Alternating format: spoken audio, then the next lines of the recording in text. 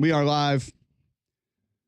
Jocks 94.5, Wednesday, February 26th. And we got a lot to get to today. We'll start with college basketball. Get to some college football today, some returning production. What offenses, what defenses look like they're going to be going up or down in the Southeastern Conference. We'll discuss that a little bit today. Some news from the Combine, get into that, amongst other things. But it was a huge night of college basketball last night, not just in the Southeastern Conference, but led by Alabama, Greg, who does more than show up against Mississippi State. 111-73. Alabama steamrolls Mississippi State. And we talked with Richard Hendricks on Monday about some of the things that when they are going right for this Alabama basketball team, they're going to be almost unbeatable. And last night looked like one of those nights. Turnovers limited. Defense was aggressive, tenacious, really made life difficult for Mississippi State. It's Alabama's 8th 100-point game of the season. 111 points for Alabama is the most ever against an AP-ranked opponent, and the fourth most in an SEC game all time for the Crimson Tide. They were just on last night, Greg. It was just nice for the first time in a while to see a nice start, right? I mean, right out of the gate, never seemed to have any issues whatsoever. At halftime, being basically doubled up on the opposition, it was amazing. And then I think finally it felt like one of the first times all season where there wasn't that swoon, that 5 minutes where they just kind of take their foot off the gas. They decelerate, if you will. That did not happen in this game. It was from start to finish, wire to wire, a completely dominant performance. So encouraging, exciting to watch, because I know while it's easy to say, well, it's Mississippi State's a good basketball team. I mean, they've done a good job this year of creating a lot of problems for a lot of folks. So I thought it was a really encouraging performance, especially knowing the last couple of weeks has been a bit up and down. So you look at this Alabama basketball team now at 23-5, going to have a real opportunity for a 1 seed, specifically with what lies ahead. And we've talked kind of in a little bit more of a negative fashion of what lies ahead for this Alabama basketball team, but you could flip that around, GMAC, and look at, okay, the opportunity that now lies ahead for Alabama to assert themselves and solidify themselves as a 1 seed with number 6 Tennessee, number 3 Florida, and then number 1 Auburn, specifically with Tennessee and Auburn both being on the road, 2 very difficult places to play. You're going to get 3 top 6 teams in the last 3 weeks of the season, or 2 weeks of the season. You come away with 2 of those 3 wins, and I don't know if it matters what happens in the SEC tournament. Alabama probably should be on the 1 line.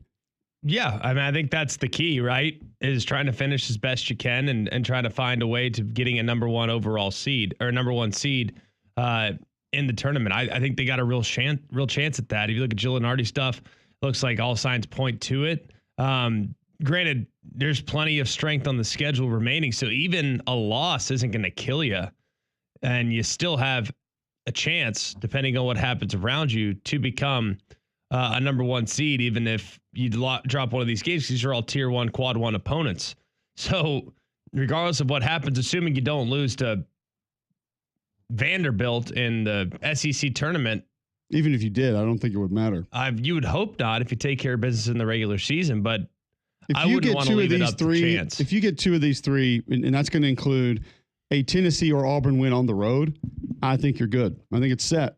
Now, maybe you could look at it from the perspective of what happens with a team that's near Alabama. If they were to go on and maybe win the SEC tournament, okay, that could be a bit of a long shot there, but I'm still not sure if that would do it. I mean, I think that with how convincing that win was last night, and just what Alabama's got ahead of them, that if you could knock the 2 of those 3 out the rest of the way, Houston's going to be a little bit of a problem, because I think Duke's going to be there. I mean, what Duke did last night is maybe more impressive than what Alabama did last night. And the ACC is not as strong as the SEC. I don't think Miami is as good of a team as Mississippi State is. But Alabama does have a head-to-head win against Houston. I don't know how much that matters in college basketball when it comes to the committee. I know it's more about Sagarin and net and RPI and all the other things that they use. But with the head-to-head, I would think if it's close, photo finish, knowing that Bama beat Houston would, I would think, give you an advantage. And it may come down to that Alabama-Tennessee game, which is next on the schedule, because Tennessee, according to Lenardi, is sitting on the 2 line right now, the first team down to the 2 line. that could be the one maybe for Alabama or Tennessee that propels them up to the one and keeps them there. Obviously, depending on what Tennessee were to do the rest of the way also. But when you get that performance last night, they're going to be able to run with just about anybody. Chris Youngblood, 7 of 13, all 7 shots from behind the three-point line. He was 7 of 11 from behind the three-point line, 6 for 6 on free throws. 27 points for Youngblood last night. And all the stories that we hear through this season, Greg, are about his leadership and what he's done before and where he's been and bringing some of that experience to this team. But when he brings that kind of offensive firepower with the other intangibles, you see a difference in the team. And we've seen it a couple of times this year where he's gotten hot, and that's where Alabama's looked really different. No question about it. I mean, no question about it. Very, very important, paramount importance to get him involved and to get him going. I actually think I'm very encouraged with how things are kind of moving. I feel like Sears is in a position to start playing really well at both ends. I think it's been a bit of a wake-up call, a little bit of a roller coaster the last couple of weeks, but does appear like everyone's going to follow him. But Youngblood, I've been really encouraged with what we've seen from him. I think Diabate continues to be just a ball of energy every time he's on the floor. And I think the wild card that could take this team over the top is some excellent performances from Grant Nelson and company. Like, we got a bunch of other guys that can do it. It's just about whether or not they will, because sometimes guys disappear on this basketball team for whatever reason. So I think they're deep. And if that's the version, if that version of Bama shows up weekly basis, I'm not sure there's very many teams that are going to beat them. 5 players in double figures last night. Aiden Holloway could be another one of those that you mentioned that could sort of help propel this team over the hump a little bit. He goes 3 of 7 from behind the three-point line last night, all of those late in the game, but still just kind of showed you that from a sharpshooter's perspective, what he can end up being and what he might be able to add. Diabate goes double-double, 10 points, 11 rebounds for Alabama. Also a double-double for Mark Sears, 21 points and 10 assists. And it felt like that was kind of the Mark Sears that Alabama needs to have most. The one that is knocking down a few shots from behind the three-point line. He went 5 of 12 from behind the three-point line last night, but it's facilitating, it's finding other players to allow them to be able to score. And that felt like his style game. As far as what Nate Oates would probably want, probably need, as far as Mark Sears being able to propel this team to a deep tournament run. 21 points for Sears last night, 6 of 16. As I mentioned, 5 of those behind the three-point line, 10 assists. He's the first SEC player with 20 points and 10 assists and 5 three-pointers versus an AP-ranked team in the last 20 seasons. And for Mississippi State last night, that 38-point loss, second largest as an AP top 25 team. The other loss to Alabama in 2005 by LSU. No, how many points? It was to by how many State's points? State's biggest loss to an AP ranked team would have also been to Alabama in 05. I'm going to say 27 points. Well, this one was 38 second, so it would have to be more than that. Oh, I thought that was the most. And it would be 49. Goo. 49 points, and they were ranked. That team. I don't recall the 05 Bama State game, but wow. Well, 05, was it 05 they went to the Elite Eight? I think it was. I'd have to go check the tape. Ron Steele go for 50. That was that one was a blowout. Sounds like there was no doubt about it. 22 made threes for Alabama last night. That's tied for the most by a Division I team against an AP ranked opponent. Alabama also did that against Auburn in 2020. So when they're in transition the way that they were last night, I think the defense probably stood out more than anything. No question. Obviously, you're gonna pay attention to the threes. You're gonna be wowed by the threes, something that's gonna get most of the attention. But man, when the defense is forcing, you got a couple guys that can score for Mississippi State, specifically Josh Hubbard. Now he had 21, but he shot 8 of 22, and he was 3 of 12 from behind the three-point line. And he never looked comfortable. And it's not like State was just missing a lot of wide open shots last night. When that defense is what it was for Alabama last night, I think that's probably, for me, what's going to make the most difference down the stretch. It's hard to push back on any of that. They shot 38% overall, 20% from 3, and they forced 14 turnovers. Bama did. So really encouraging. One guy in particular, Murphy, had 5 turnovers on his own. I mean, he did score 18 points on 8 of 11, but he was about the only guy that had it going offensively, shooting the ball last night, but it didn't make that big a difference because he turned it over 5 times by himself. So really impressed to see what they had in store last night. I just want Grant Nelson to get going. I think if there's one thing, if we're kind of nitpicking, if we're thinking about ways that this group can continue to improve, Grant Nelson, I feel like, has been the best player on the court sometimes and completely evaporates at times. And I don't know why that is. So he's the one guy that I would like to see kind of make a run, because in the tournament last year, he came up big at some critical moments. He came up really big. And this year, it hasn't really been consistent. He hasn't strung great performances together. And he's honestly not playing like a ridiculous amount of minutes. So I would love for Grant Nelson to come on now and to be the guy he was down the stretch last year. Also, you just look at his minutes, feel like they have been diminished in recent games. And I don't feel like in every game that's been because of foul trouble. And so that would sort of be one of my questions to Nate Oates, if we had that opportunity, would be, is there a reason that his minutes have gone down just a little bit? I kind of like you, I don't know the answer to it. I don't feel like it's because of faulty play. And I do know there was one instance of foul trouble in the last couple of games, but just feeling like when you go back and look at the box scores and try and figure out how and why things took place for Alabama, his minutes seem to have been down the last couple of games compared to what they were for most of the year. But he's capable, and you know that. And I mean, he had a couple nice dunks last night, and obviously offers you different things on the floor that he's capable of doing. But I'd be with you. He's somebody that feels like he's extremely important. We'll get to some other SEC games for you. Missouri had a big win last night. Tennessee in the win column last night. Georgia Bulldogs, huge win just for that program last night. And Georgia's a team kind of like Oklahoma that we forget sitting around the bubble trying to get into the NCAA tournament. We look at what they've been in SEC play, and we don't really talk about them that way, but they are both teams that have an opportunity to get in. Georgia was one of the next four out last night, still are today, which is a little bit surprising after getting a win against Florida. We'll talk about that one a little bit more on the other side. But Oklahoma's a team that if you just paid attention to their conference play, you would never think they're going to get into the tournament. But because of what they did in the non-con, do still have that opportunity. Nationally last night, Greg, I mentioned it just a moment ago, Duke takes out Miami 97-60. That good? No wonder Jim Larinaga shut it down. Oh, boy, don't you dare. 37-point win for Duke is the fourth largest in an ACC road game all time. Duke now has 8 wins in conference play this year by 25 or more points. 8 by 25 or more against conference teams. If you were wondering, is that conference really as down as people are saying? Cooper Flagg, 16 points, 5 boards, 6 assists. It's his 8th 16-5-5 game this year. That's tied for R.J. Barrett for the most by a freshman in the last 40 years in Duke basketball's history. They shot 56% from the floor, 15 of 25 from behind the three-point line. Crazy. Miami shot 39% last night from the floor, not from the three-point line, from the floor. They turned it over just 20 times, the Hurricanes did. So that was ugly. Duke continuing to assert themselves. Duke's legit. They are. They're a national championship contender. They're really good. It's easy to say. It's pretty plain and simple. But that one last night, that was even different than what Duke has been doing the majority of this year. I mean, that was just a bloodbath.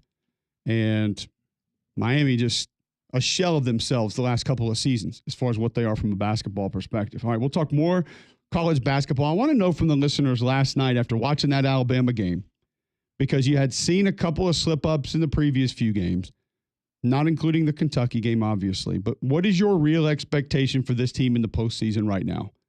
What do you realistically look at Alabama and say that team should blank in the postseason? Win the SEC tournament, win the NCAA tournament, get to the Final Four, get to the Elite Eight, win multiple tournament games.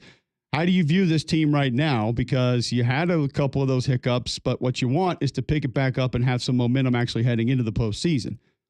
That feels like what usually benefits teams the most. So where are you with this Alabama basketball team that you saw last night moving forward? And we'll obviously discuss Auburn, who gets Ole Miss at home tonight, 6 o'clock.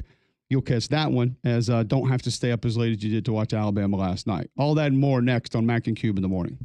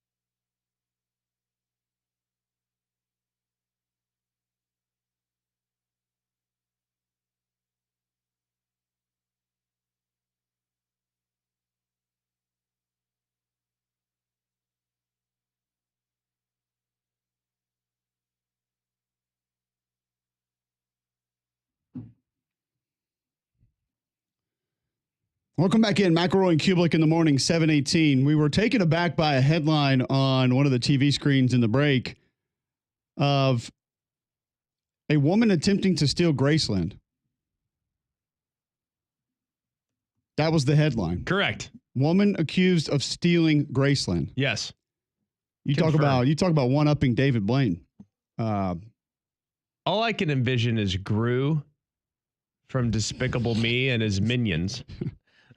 And the guy that has the sharks that swirl underneath his living room. Those two guys going at it and trying to see who can pull off the biggest heist. And hey, Memphis, look over here. Wow. Gotcha. It's gone. Where is it? I It's bought tickets today. It's not there anymore. It was right here. Out of there. That racquetball court was right here. Have you been? I have. I thought I've probably been 6 I'm or not 7 like a times. huge Elvis fan, but I thought it was really cool just to go see. I've never gotten out of the car. Oh, I thought you did actually. No, I drove by it. I didn't go the tour inside. I mean, it's creepy. you ain't He's still been. Okay. Elvis still lives there. The size of the home was surprisingly small It was compared to what you would think. like 1960s. I get it, but I'm just saying No, the ceilings weren't tall enough. I didn't say that. It's not an open It floor wasn't. plan. I knew you were going to say that. I mean, I There's no island in the kitchen. you've heard about this, forever Where do they as eat? this just magical place in this, this gigantic spot. And it's just, you walk in and you're like, that was it. Where's the man cave? Well, he had a man cave. He had his whole Peloton? racquetball court facility where he has all his checks framed. I don't know where to put the monster And then trucks. the vehicles back then that he had were that was pretty impressive. No, yeah, the vehicles and the planes don't suck. Even the plane back then was like, I'd Hey, find is that that- today. Like Was that your plane? Which one, son? Yeah. And then they described how the smaller plane just would follow them from town to town, and it just basically had his stuff, just his junk in it. It was like your private storage plane that followed you around, like in tow, Is that it? So it was in the trunk? basically. The trunk of the plane caravan? The plane itself was a trunk, and it just flew. So The would you woman say it essentially. was fair to say that his aviation team had junk in the trunk?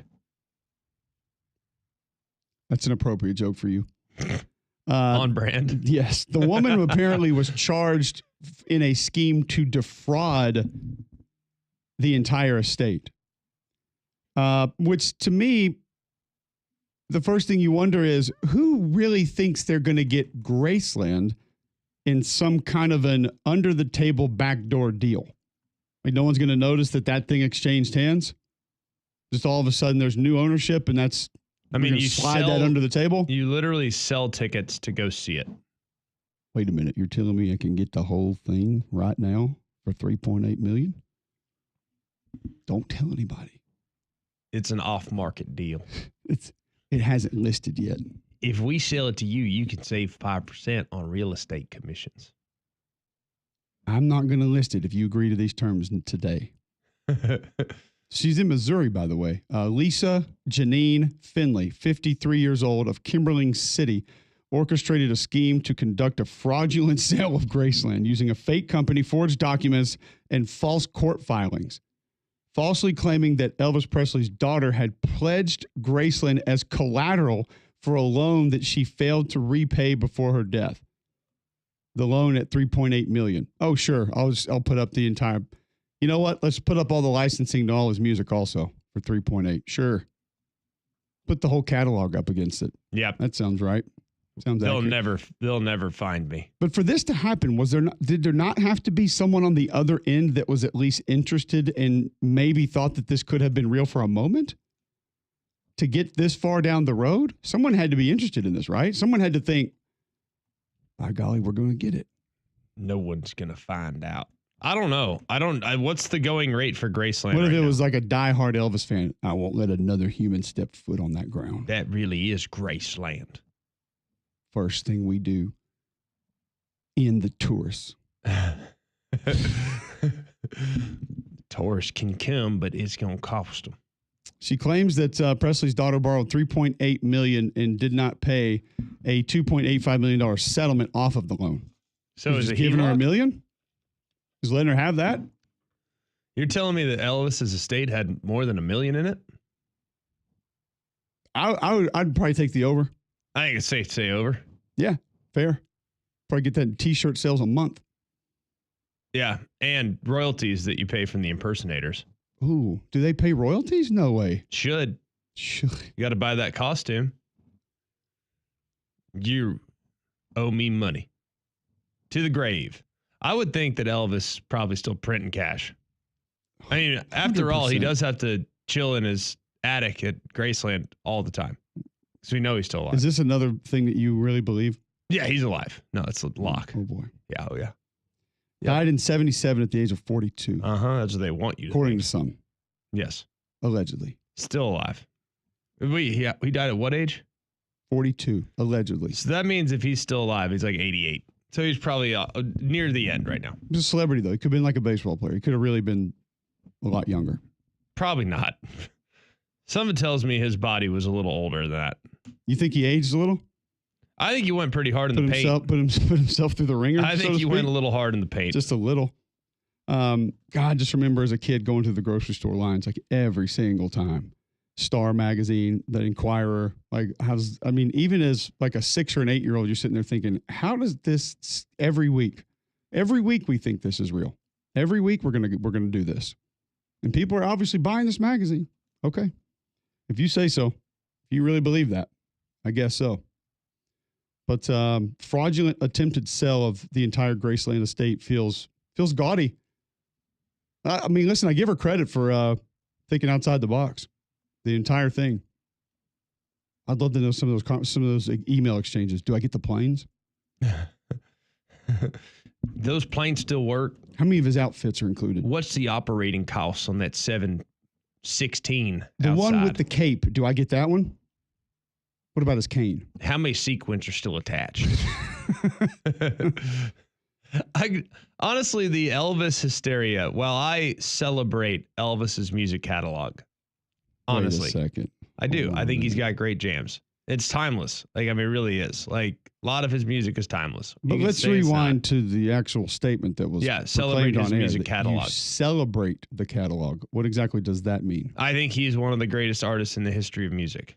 It's like when it comes on, you cheer? Not usually, no, but I lift up. Like you root for it to come on next? Correct. You stand, take off your hat, and put your hand over your heart? Should. Okay. Yeah, he's a model American. He's from Tupelo. Did you know that? I did. I've driven past his birthplace like 1,000 times on the way to Starkville. But I am a fan of Elvis. I think Elvis is awesome. But at the same time, you press your luck when one song's going off and you're like, no whammies, no whammies, no whammies. Stop. No whammies. No whammies. Elvis. Oh, no. Not another Shania Where Twain. do you listen to find Elvis now? Where? Yeah, if you're cruising around. Do you have to go? I'm going to be honest with you. It's not something that comes up on the Spotify very often. Personal playlist. Yeah. I'm not going to lie. It's not like when I'm riding with Vince, I'm like, hey, on the way to basketball practice, hey, bro, you want to listen to Suspicious Minds? Here comes Love Me Tender, You'll son. love Get ready to this one. shoot some hoop. You ever heard Hound Dog? Here's what you don't do in the paint. Love Me Tender. No, I don't think that's one that comes up very often. But I do think that Elvis was ahead of his time, changed the game in music. Real American rock star. I think it's hard for us to really understand what it was because we didn't live it, and I do feel like it's something that you probably had. You were close. No, you probably had to witness it, see it, be around it because I imagine there just wasn't anything like it. I have an aunt that's just a massive Elvis fan, and I'm just always wondering myself, why still? Is it that nothing has come since that has moved you away from that just a little bit? Think about their options back then, though. Seriously. Conway Twitty. Think about their options Elvis in 1965. Glenn Miller, Sinatra, Buddy Holly. Yeah. The Bob Hope Show. You had crooners and you had nerds. That was it. There was no in between. So Elvis was the man. And don't tell me the Beatles weren't nerdy. They were. They were good. No, you're not doing that. They were legit. Amazing. But Elvis was Elvis was different than the Beatles. Do you not agree? If you tell me, I feel like, number one, it was a solo act versus a band. Yes. Correct. Different. Just a different appeal. Beatles so have great music. Elvis's prime, according to Billboard, 1958. He had the number 3 think see what he had number 22 that year. So he had a couple hits in the Billboard Top 100. Here's what he was going up against, okay? Number 1, Domenico Modugno. Who? Domenico Modugno. Say Madubno? Volare?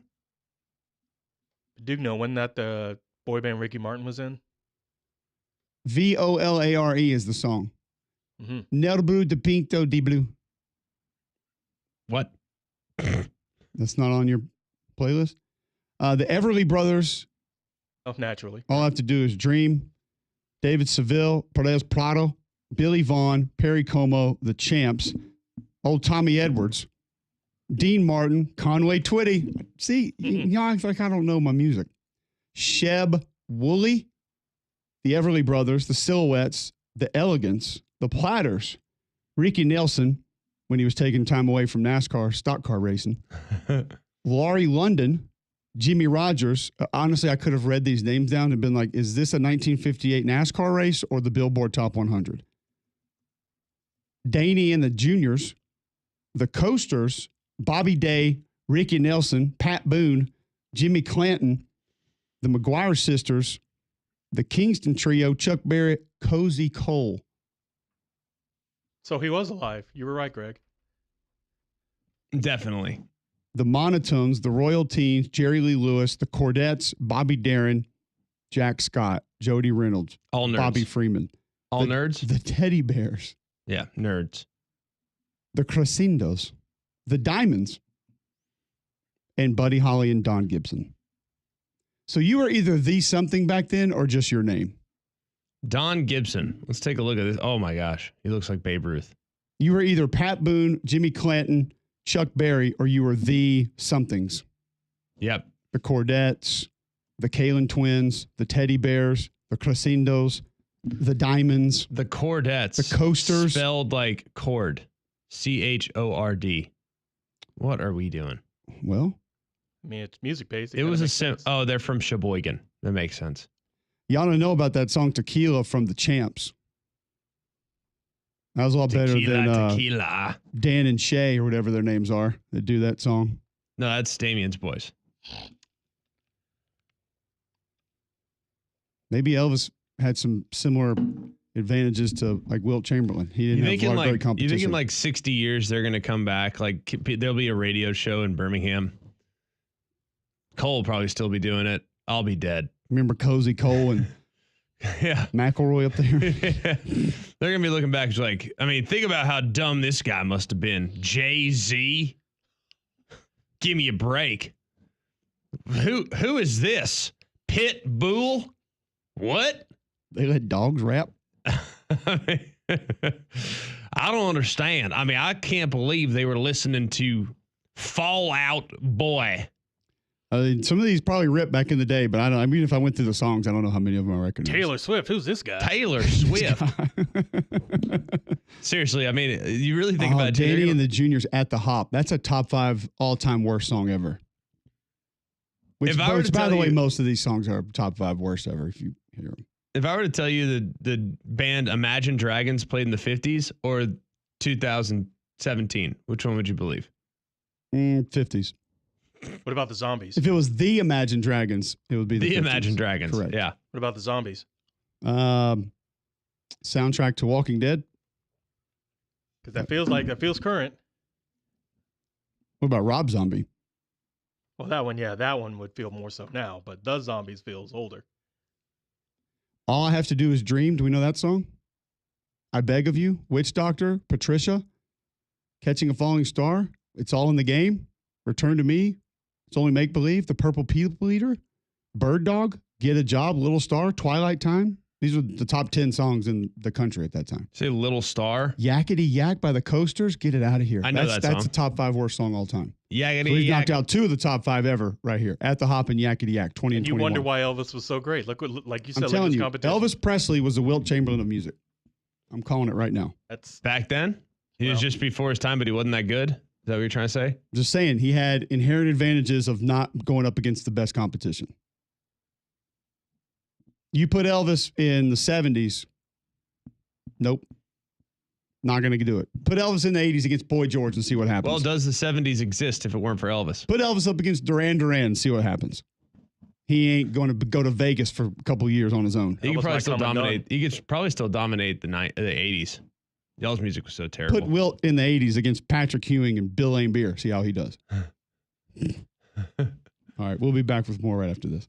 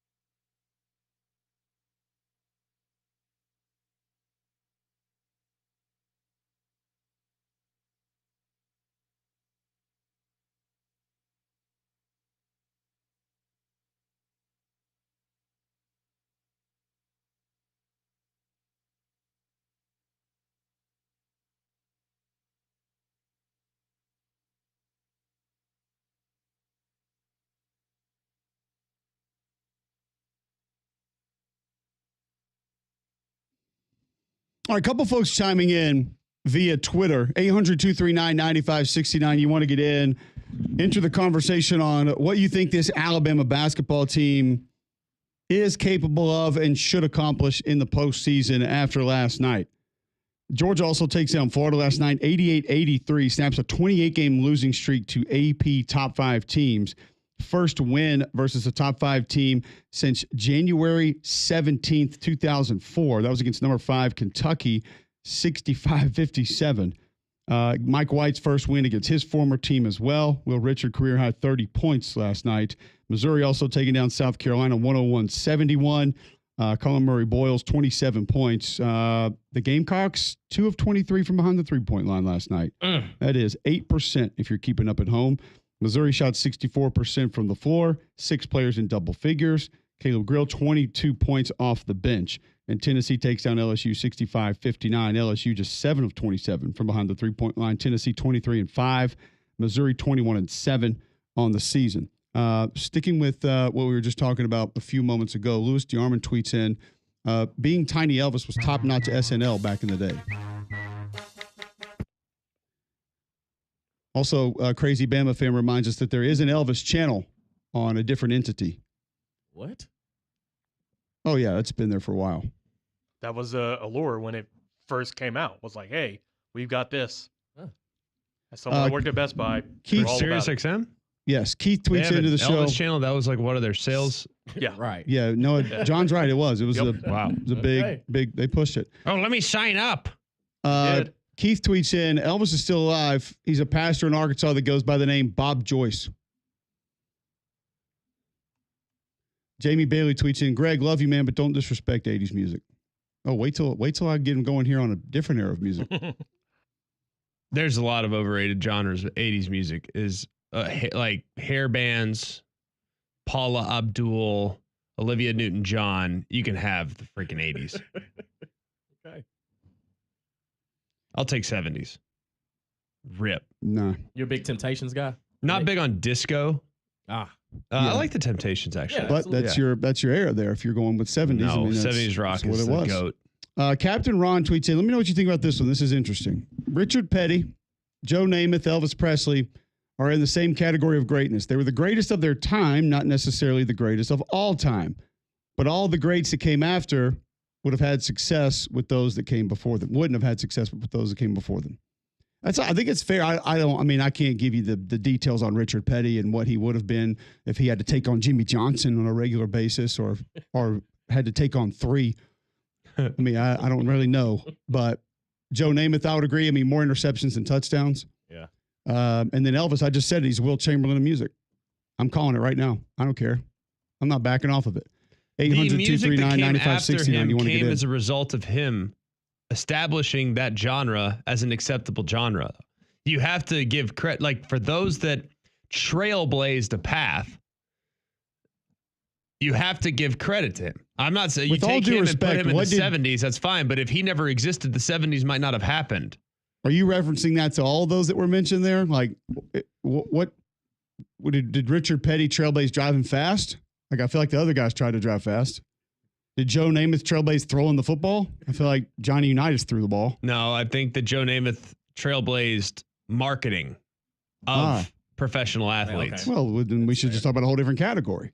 Well, that's what made Joe Namath special and unique. Is that he was the first. Tiger Woods can go thank Joe Namath for all of his money. Joe Namath was the first He was the Tiger fully Woods of his time. recognizable, first fully recognizable A-list celebrity that played a professional sport. He was the Shaq of his time.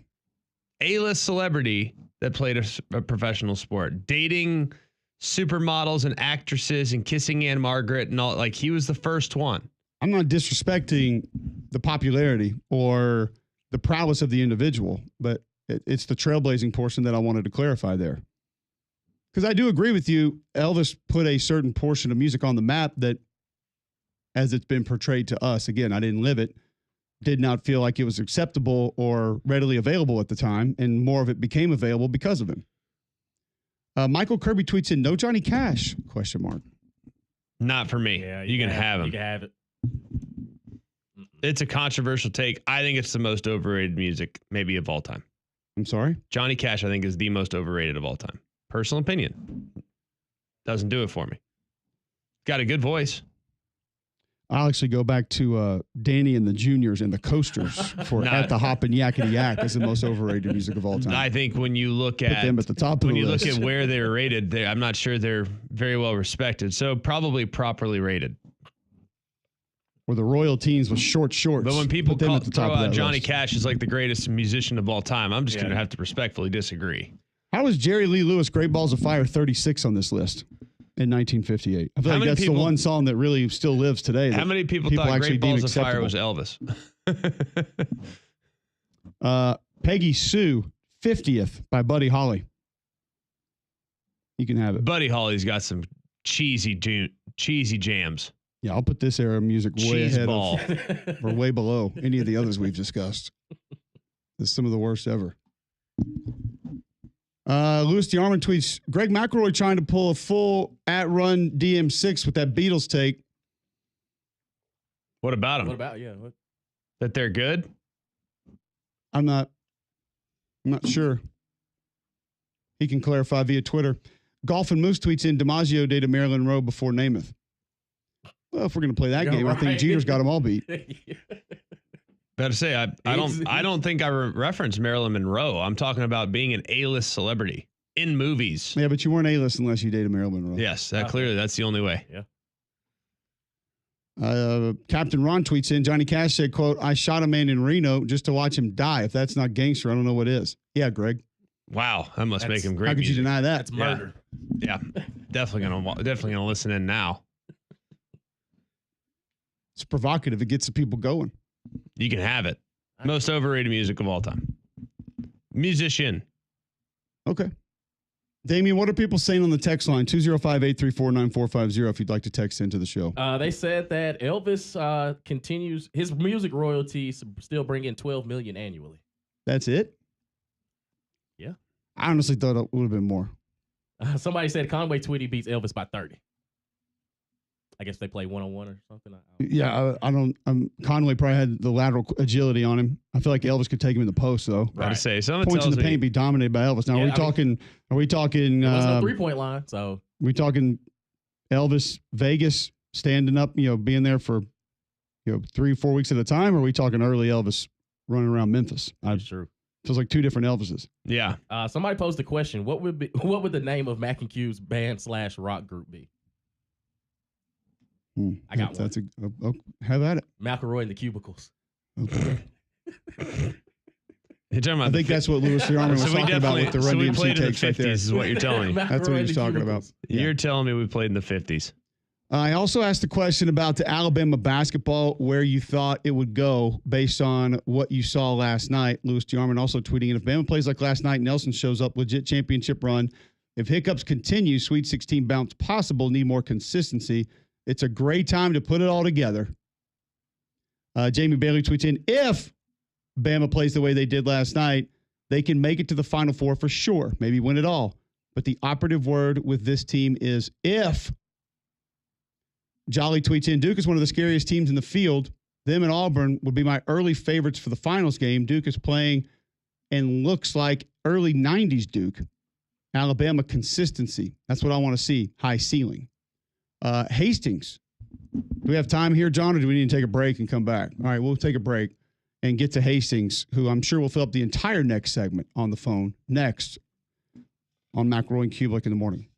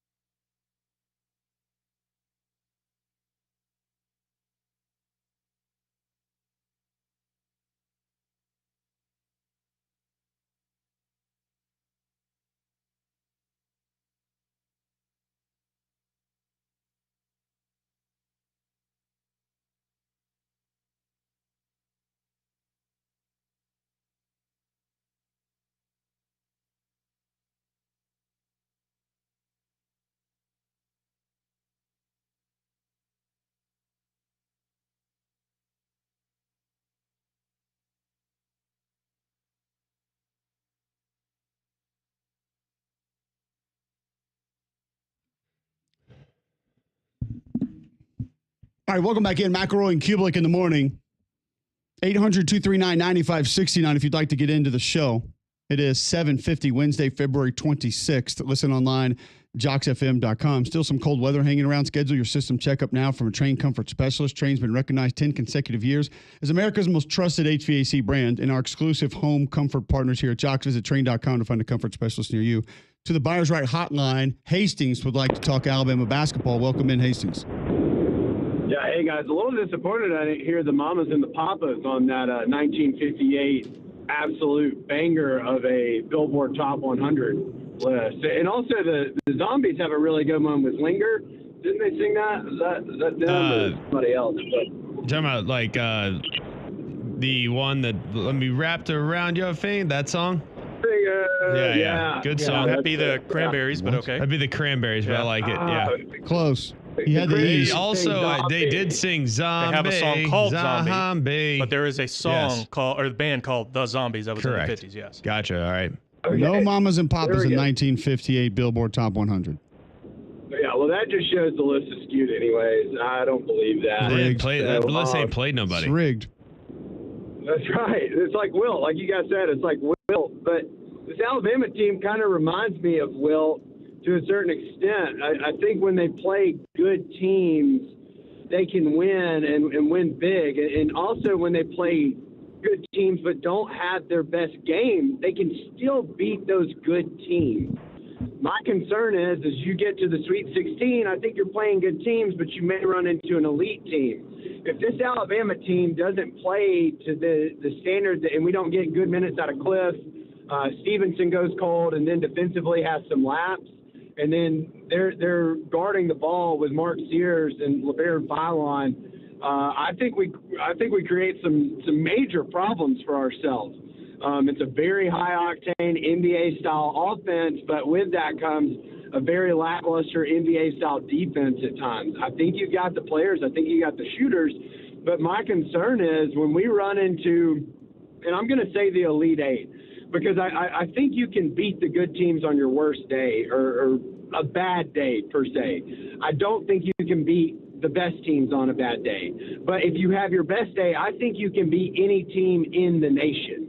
And so what concerns me with this team is if you get on a cold streak and you're turning the ball over, are you defensively going to be able to hang in there enough in order to limit possessions for the other team when you're turning the ball over and you have such a quick style offense? I think that Florida was a really, really good team, kind of got their teeth kicked in, and Auburn's a really, really good team. When you look at the game against Auburn, Alabama didn't play terrible, but they didn't have their best stuff. If that was another team, unlike, Missouri, who guarded them really, really well, had a hot shooting night. But if you play a good team like a Mississippi State or, Texas A&M, I think you beat those teams. But I think you got to say Elite Eight for this team, and with the capabilities of based on your matchups and based on if that team can get hot, I think they can run it. Now, with the SEC, I think that's a gauntlet. I don't know if you want to, and maybe this is just something different, but, each team that's won the SEC has not performed well in the tournament, and maybe, I know that you want to get hot during that time, but maybe the extended length of playing those really tough games, and if you look at Auburn last year, wears down on a team to where when they get in there, they look tired and lethargic or maybe overlook teams that they shouldn't.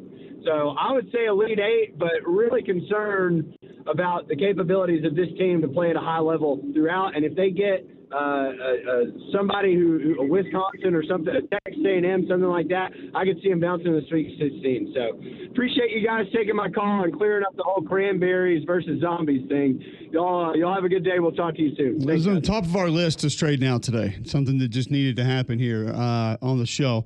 And there's also a reason Auburn Athletics hand-selected Andrew Sports Medicine's Dr. Benton Emblem and Dr. Charles Pitts to serve as their team physicians. They provide the highest quality of sports medicine care in an effort to keep the Tiger student-athletes safe, healthy, and competing at the highest level. If Andrew Sports Medicine is the choice for Auburn Athletics, there's no doubt they should be your family's number one choice for sports medicine and orthopedic care. Andrew Sports Medicine has 7 locations across central Alabama, from Birmingham, Coleman, Gardendale, Hoover, Pelham, and Trussville. They offer same-day, next-day appointments for acute sports injuries. Visit AndrewSportsMedicine.com today to begin your journey of achieving victory over injury. Quickly, Dave and Hoover would like to chime in. Welcome in, Dave. Cole, big Elvis fan here. I'm 64 years old, Okay. but he had 27 top 10 albums, over 100 top 40 hits, but he only won 1 Grammy. You know what that song was for? Ain't nothing but a hound dog. Nope. It was his gospel song, How Great Thou Art. Ah, Good song. Never, yep, but he never won a Grammy for his music. He had to go to the gospel side to win it, but it was a good one. was that controversial? Yep. Were they like, was the association like freezing him out? What was it? Nobody knows. It's just one of those weird kind of things. It's like, he had a couple of top number 1 hits, but most of them were like top 5. But, I don't know, man. He was just in that era where there's a lot of good music. And another good song by the Cranberries, by the way, was Go All the Way.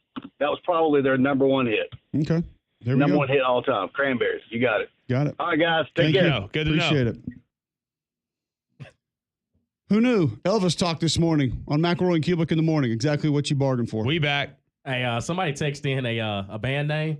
Yeah, but the ones coming in on Twitter, I'm not sure that we even want to say There's some of one. these. The electric slide protection.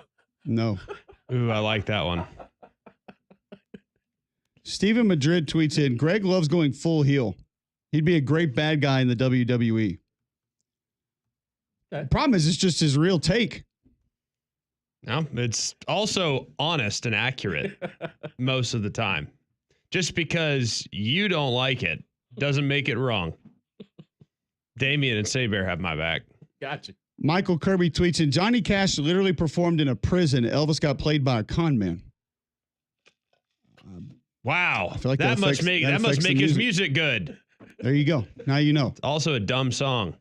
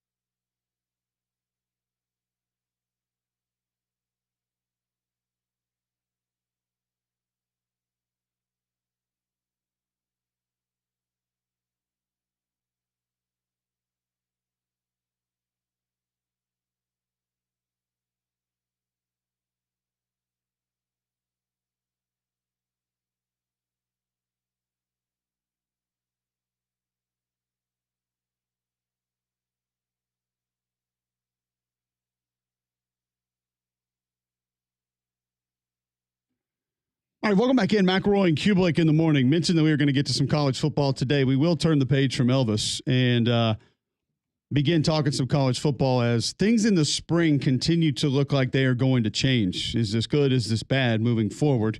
You can be a part of the show, 800-239-9569. Call or text in 205-834-9450. Is it going to hurt your feelings if there are no more spring games? Are you going to be upset, frustrated with that? It's something you will sort of be sad to see go away. Before we get to that, as we hit our floor in our previous segment discussing Elvis and performing in prisons, Greg, if you need a new floor, you should probably call Shannara Flooring. Yes, and Fu has built a company on trust and integrity, and he wants to come and make sure that you are taken care of at your home. We know that making a decision about your home's floors is a really big decision. It's an expensive decision. That's why you got to do it with the group that you can trust. And that's why Shannara Flooring is the group that you should go with. They also have 40,000 square feet of CoreTech flooring by Shaw in stock right now.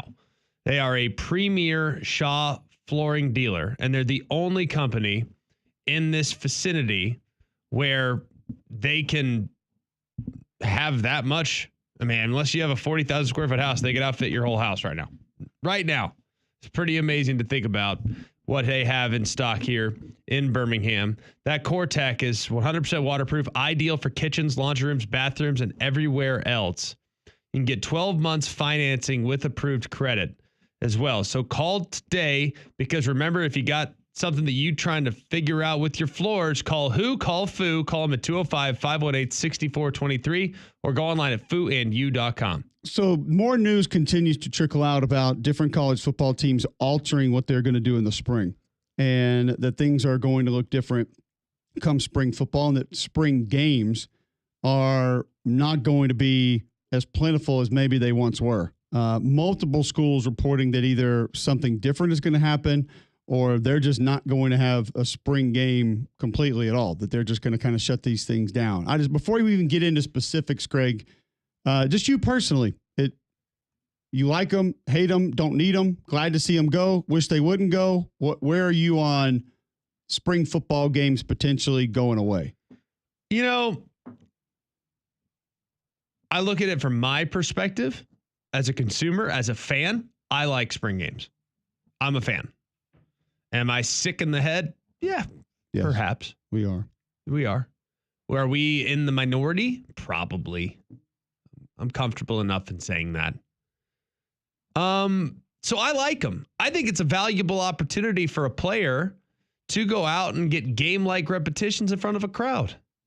Like, how many opportunities do you get in an off season to play in front of a crowd, a real crowd, and it's game-like, and you have to call plays? Zero. The thing that I liked most about the spring game is that our offensive line coach wasn't standing 4 yards behind us the entire time.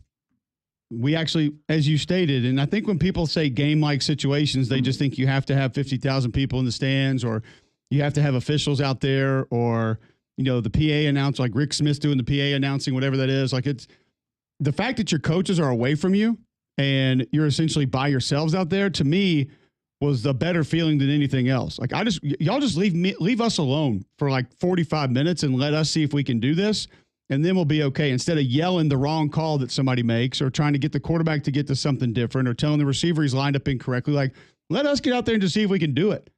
And you're right, Greg. That's like the only time you were really able to do that. Otherwise, you got guys barking at you the entire time, right up until you snap the football, and maybe not just your position, but all positions. And it doesn't feel like a game. It doesn't feel real. But when they remove themselves, it does, and it did. So that was my favorite part about it. And we had a lot of spring scrimmages that weren't that. Those coaches were still standing out there, and they were still yelling things at guys, and they were still making you run it again over and over and over.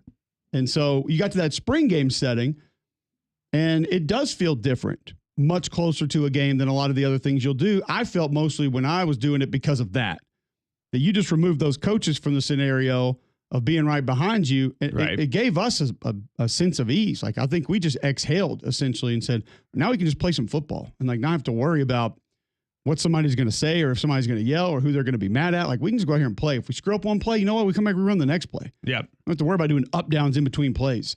Don't love up downs. Never. Not a positive thing. Not at all. But in all seriousness, like I do appreciate that we've renamed them burpees to try to act like that they're not some sick form of punishment and that they're supposed to be fun and enjoyable. They're still terrible. And no one should ever have to do them for fun or punishment. Continue, please. Sorry. I just have always felt like when the lights go on, man, some guys are different. I mean, you might have a guy, and I'll tell you first example of this, and Jimbo Fisher's the one that tells the story. He's like, I got to be honest with you. Like in practice, Jameis Winston just is not that great. Like he's just not that great. Like in practice, he's just not a good practice player. Like makes mistakes, has busts mentally, throws picks, terrible fundamentals. He's not a great practice player. Because I asked him this. I'm like, so what took so long? I mean, you're choosing between Jameis Winston and Jake Coker, and you didn't make the decision until a week and a half before the first game of the year. And God's honest truth, I love Jake to death. That should not have been a difficult decision to make. Like just watching the two play, Jameis was amazing. Jake's a solid player, but very different from what Jameis is capable of being. What took so long? He goes, well, Jameis doesn't know how to practice. But goodness gracious alive, you put him in the building with bright lights and 70,000 people screaming at the top of your lungs. The guy gets better. He elevates. He rises to the occasion. Well, what if they don't have a spring game? What if there's no way to evaluate Jameis Winston in that setting? And then you end up starting Jake Coker, and then you don't win a Heisman Trophy with your quarterback. You don't win a national championship in 2013. Like, that's a pretty crazy thing to think about. So I think while these coaches, out of fear, an understandable fear, out of fear for what could happen as far as poaching is concerned, canceling spring games, are cutting off their nose to spite their face because you don't know the gamers that might be on your roster. Well, yeah, I'm scared to death of potentially losing those, quote, gamers, but at least I know they exist as opposed to the guys that shrivel in the spotlight. And there's a bunch of those as well. I for one, would be disappointed. I actually am one of the weird people that feels like I can get legitimate takeaways from spring games. But as you stated a little bit earlier, you know, we are somewhat sick in the head when it comes to our obsession with college football. But there are certain position battles that I like to pay attention to. There are certain guys that we believe are going to be rotational that maybe could be a little bit different. And we can watch individuals operate and see, okay, that's going to translate. That might not be as big of a problem as I thought, or that might be better than I expected it to be. And maybe the other way around at the same time. That's not going to work. Because I do think you get enough meaningful reps at as close as possible to full speed that you're going to look at and say, yeah, that's it. That's going to, okay, we're good. Move on from that one, go on to the next question. But Pete Nakos is reporting Nebraska, Texas. We've heard about USC having some sort of family carnival. Missouri, Florida State have called off their 2025 spring games. BYU, Minnesota, and TCU didn't have spring games last year, just like Ole Miss. And Iowa and Arizona are not expected to host traditional scrimmages. So Pete Nakos apparently also talked to Kalen DeBoer, Greg, who stated that they are going to alter their plans for the 8A game. We don't know exactly what that means, what that's going to look like. We had a couple people tweeting us yesterday when that news broke from Pete Nakos that it was going to look different. It was going to be altered. I'm not sure exactly what you have on what it's going to look like or what exactly it's going to be, but it feels like in its totality, the traditional spring game is pretty much dead. As of right now, yeah. Not just at Alabama. I mean in general. Well, yeah, until they decide to. I do wonder how the players feel about it, first and foremost. But I do think that the coach's reasoning for canceling it makes perfect sense. Like if guys are, y'all can keep telling me injuries, by the way, but you can keep that. Well, why do you practice? I don't need that. Let me ask you both this. Damian and Greg, I'll ask you this. Why do we work out? Would you rather go through a spring game or would you rather go through a normal spring Saturday scrimmage? Give me the spring game. Give me the game. Every single one, every single time. And I think every single player in the history of college football is going to tell you that. You sit there and tell me that, oh, we have some injuries in spring game. I've seen a lot more guys go down in spring scrimmages than I have spring games. Because you know how many plays are out there running compared to a spring game? Probably triple. And the old run it again. start the drive over. Again. So if you're supposed to have 80 snaps, it's probably more like 107. Take that ball back to 20. Start that drive again. You started over. From the top. Happened every spring, every scrimmage. One of the three groups was going to start over at some point in time. So the injury thing is moot. That's not a real thing. I'm not going to believe that from anybody. But if you want to talk about guys being seen, guys being poached, guys begin to being recruited to the portal after what they did on television and different coaches were able to see them and they had not seen much of them before, that's real. And that's a problem. And that's something that I think that 98% of this is probably about. So if you think it's the injury portion of it, you're lying to yourself, or someone's lying to you and you're believing them. Who honestly thinks it's injuries? There are a lot of folks. Who? Well, Pete Nako's report says due to injuries and recruiting to the portal, coaches are moving away from this. Well, they can report it all they want. It's completely inaccurate. I'm not saying the coaches aren't telling them that. It's no, just the not coaches what are it is. definitely telling them that. It's a load is what it is. On 3 Sports, new. Why are spring games being canceled? Emoji X. Schools don't want top players lost to injury or the transfer portal. So there you go. Now, in fairness, how many times have coaches said they lack competitive depth? A lot? A lot. A whole heap. And maybe they're adjusting practices as a result. The practices that you and I went through, maybe there was more competitive depth on the rosters that we played on. Maybe that was it. I don't know. Maybe if you lose a guy, it's like, all right, next man up. Like we lost Mark Ingram before 2010 for 3 weeks, 4 weeks. Before 2010 and won the Heisman in 9. We lost him for 3 or 4 weeks. No one remembers that, by the way. But Mark was out first few weeks of the season because of a knee injury that he suffered in the second scrimmage of fall camp. Because some dumb A freshman went low. So, I mean, it's the way it goes. So yeah, like it happens for sure. Good news at that point, we still had Trent Richardson. It is interesting, though. I asked via Twitter, just do you enjoy college football spring games? The responses are literally on opposite ends of the spectrum. Jesse Boyce, waste of time. What? Coach Jeff, I enjoy my schools. Tony, not really glorified practice. You could make an argument that a lot of the early non-conference games could fall into that category as well for a lot of schools. Colin tweets in, yes, for my own team. Steven, Madrid, love seeing young guys compete. Guys perform differently in game situations. Exactly. Eric tweets in, I enjoy my team's spring game. I don't recall ever watching other teams' spring game. I mean, it's pretty close to live tackle football. I'll watch it. Watch the film, which this feels a little bit ass backwards. No, practice is all that matters.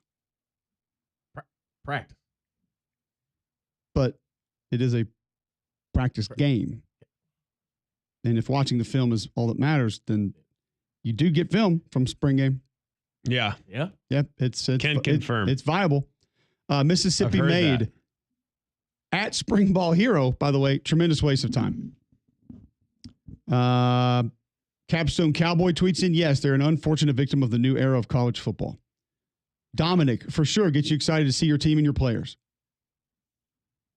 And Josh tweets in, traditionally, yes, which I think we all understand where he's going. And that is, I don't need a dunk contest and a hot dog eating contest. Just give me some actual running of the football, some throwing, catching, tackling, and maybe a sack every now and then, which usually aren't allowed in spring games until the third string guy comes in. I don't know. I like them. Does it make you cool if you say you don't like them? To which John Summerall, at Coach John Summerall, just responds, as a matter of fact, I do, at Cole Cubelic, with a graphic of Tulane spring game, Saturday, April 19th. Baby. Coach, you'll get a retweet for that. Matter of fact, I do. We do too, Coach. I bet John Summerall's team's going to have a damn spring game. You better believe it. I guess I've never understood why people wouldn't like them. Like, you don't have to, like, you lose nothing by. You don't have to make yourself pretend it's a real game. You can take it for what it is and just seeing what some of the guys are capable of doing in close to a live situation. Correct. Nobody's trying to say it's as important as week 3, but it's something in April. It ain't as good as the SEC championship game. You don't say. it's something in April that's fun to watch. I guess I don't understand. Like, why are people? Does it make you seem cool if you dog it? I don't know. Like, what do you want to watch? Baseball? Hell yeah. Yeah. There's the ratings for spring games are higher than college basketball games involving top 25 teams. We need Mets Rays on a Tuesday. And you're trying to sit there and tell me you'd rather watch college baseball or softball. Come on, man. Harden tweets in, it's always been practice. It's a chance for the fans to see growth. The games don't matter, just a free scrimmage for fans. Yeah. Exactly. Take it for what it is. That's also part of what's fun about it, too. Exactly. Is that it's a good way to engage your fan base. You know, it's a good celebratory opportunity to get into the stadium again. And, you know, hope springs eternal. Everybody's undefeated. Oh, I can't wait to see that new true freshman. You know, all that is fun. Like seeing the new true freshman. No, that was like the big prize back in the day of spring football. Like, why do you think Texas's spring game 2 years ago set records as far as numbers? This year. Well, as far as numbers are concerned, why do you think that was? Because Arch Manning was making his debut in a Texas Longhorn uniform. Like, there's a reason for these things. It's because the freshmen mattered. David Cole responds, as a student, yes, after graduating, unless I was in town, I couldn't care less. I personally don't feel like there have been a massive student presence at a lot of SEC spring games that I've attended, but maybe I viewed the crowd in a little bit of a different way. And Uncle Chris responds, I mean, it's a scrimmage. I have enjoyed it in person. I don't watch it on TV, which I may be the exact opposite of that. I would rather just blast through the plays and be done with it than, you know, watch the field goal kicking competition for a Kia or, you know, the mascot race somebody in the 40. Don't just give me the plays and we'll be good. I don't need the band in shorts and t-shirt like the alumni band performing at halftime. We're good. I'll be without it. We're fine. But yeah, it is interesting that people are on both sides of it, which like PB, I think is more online with us. I'll take whatever football I can get in April. There we go. Ball knower. There we go. And you'll get to the fall, and there'll be certain people I don't know about so and so. Like, well, I mean, I feel like I've seen some reps that he's taken. There are some things about the spring game that can be misleading as well. Ajay Hall, another great example. Hey, listen, Brandon White was our spring game MVP 2 years in a row. I think he had like a combined 28 catches for 497 yards and 7 touchdowns. He didn't play a lot in the regular seasons. Talking about Sean White? Brandon White, wide receiver. What about Sean White? He's a legend. I don't know if Sean White caught any passes in his time at Auburn, but he was a legend. Brandon White got out there and all of a sudden could not be covered. Where's Sean White at? I'm training for the Olympics? I don't know. Going pro in something other than sports? More than likely. Snowboarding. If that's a sport for you. If that's a sport, then yeah. It's more of a hobby. All right, Neil Briggs, an interesting response here. Again, recall the question, do you enjoy college football spring games? To which he responds, not the same since the Pat Dye days. I recall once the spring game was help at night. Had a real game atmosphere. Today, the spring game is good for children and fans to meet the players. Too much risk of injury to play it like an actual game now. He wants an old school. Those kids, today's spring games, they don't put their hands in the day. Back in my day, they had spring games with no helmets. What? Good to know. What? Love that. All it's good for is meeting the players. He wants prime time. He wants prime time spring game action, baby. We have seen a couple Friday night spring games, which have been pretty cool. I'm all for it. Hell, I'd probably play mine at night just so it wasn't so damn hot. That's a fact. So are you in or out on spring games? Let us know. 800-239-9569. You can text in 205-834-9450. More spring ball stories when we return on McElroy and Cubelic in the morning. Before I tell you first about our friends at Train, there may still be some cold weather hanging around. Schedule your system checkup now from a Train Comfort Specialist. Train has been recognized 10 consecutive years as America's most trusted HVAC brand and our exclusive home comfort partners here at Jocks. Visit Train.com to find a comfort specialist near you. More spring ball right after this.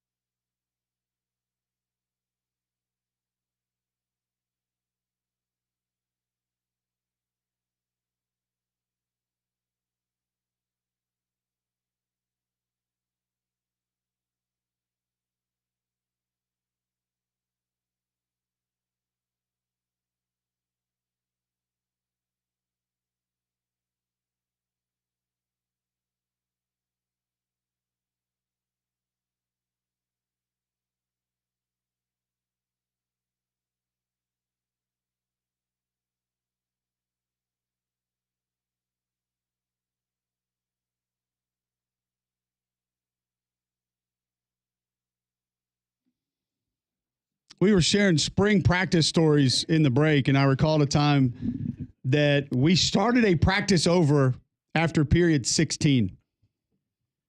I remember Jimbo literally, he took the script out. You know, all the coaches tuck the script in the front of their shorts. Like that's like a prerequisite. You have to like tuck it in when you're not actually looking at it. And he pulled it out and he's like yelling at the guys that controlled the clock and flipped over the periods. He's like, the whole dang thing. Start the whole dang thing over. We're going back to flex. We literally go back over to the first practice field and we started going through flex. And if you don't know what periods are in practice, they're 5 minutes apiece. We had been through 15 5-minute periods of practice. And we went and stretched again, which is not an enjoyable part of practice for a lot of folks, by the way. And like, coach, we've been practicing for an hour and 10 minutes. What do we need to flex again? Again, we're going to start up from there. Like, let's just start period one if we're going to do this again. And there we went, back to the shoots. T-board right, T-board left. Oh, boy. Working on our steps, right, left. I think we did center quarterback exchange again. Love that. No, don't. One of the worst periods of practice possible because y'all sit over there and talk about your girlfriends and your golf game, and we're standing in our stance waiting for you to snap the ball. Well, I didn't play golf at that point. And in the my quarterback life. coach is like, how's them classes going? It's like, hey, I know he's just standing there and y'all are hucking it up. We're sitting here in a wall squat for 3 minutes. That's what you deserve. You had to lose some weight. Hey, do you see You see Joey drop that pass. Can we just snap the ball and then talk about it? I love that y'all's practices were like that. Ours, we were focused over there. Y'all were over there messing around. Yeah, screen drill, like floating the ball. During well, I got news for you. During our center quarterback exchange, we're going through the script. All right, we got knee right, left. Jim McElroy from Montana. This is how he talks. I could see Mac taking center quarterback exchange real serious. Oh, it was real serious. Yeah. I remember on this one, we got cover 3. You're going to try to hit the seams. There's no defense, coach. We're snapping the ball. That's all we're doing. Taking a step. Come on. Stop making a squat over here. Now, remember on this one here. This is it. This is what I was talking about. The field, you go through all 47 coverage possibilities, and we're sitting there in a stance. Can we talk about that after we snap the ball? It's not my fault you're fat. In a stance it's not my fault you're fat. You could have chosen to play quarterback, but you chose to play fat positions, and you had to get in a stance. And you are going to mush like there's no fats that have ever played quarterback. All right. Well, there have been some fats that played quarterback. Not enough. It's happened. They were PHAT. Or both. Some fluctuated. Rohan Davey, Byron Leftwich, but maybe not always in that category. A little thicker. Yeah. All right. So we've gone back and forth. Roethlisberger got a little puffy there for a minute, but that didn't mean he was always that way. So, God, just center quarterback exchange was the worst.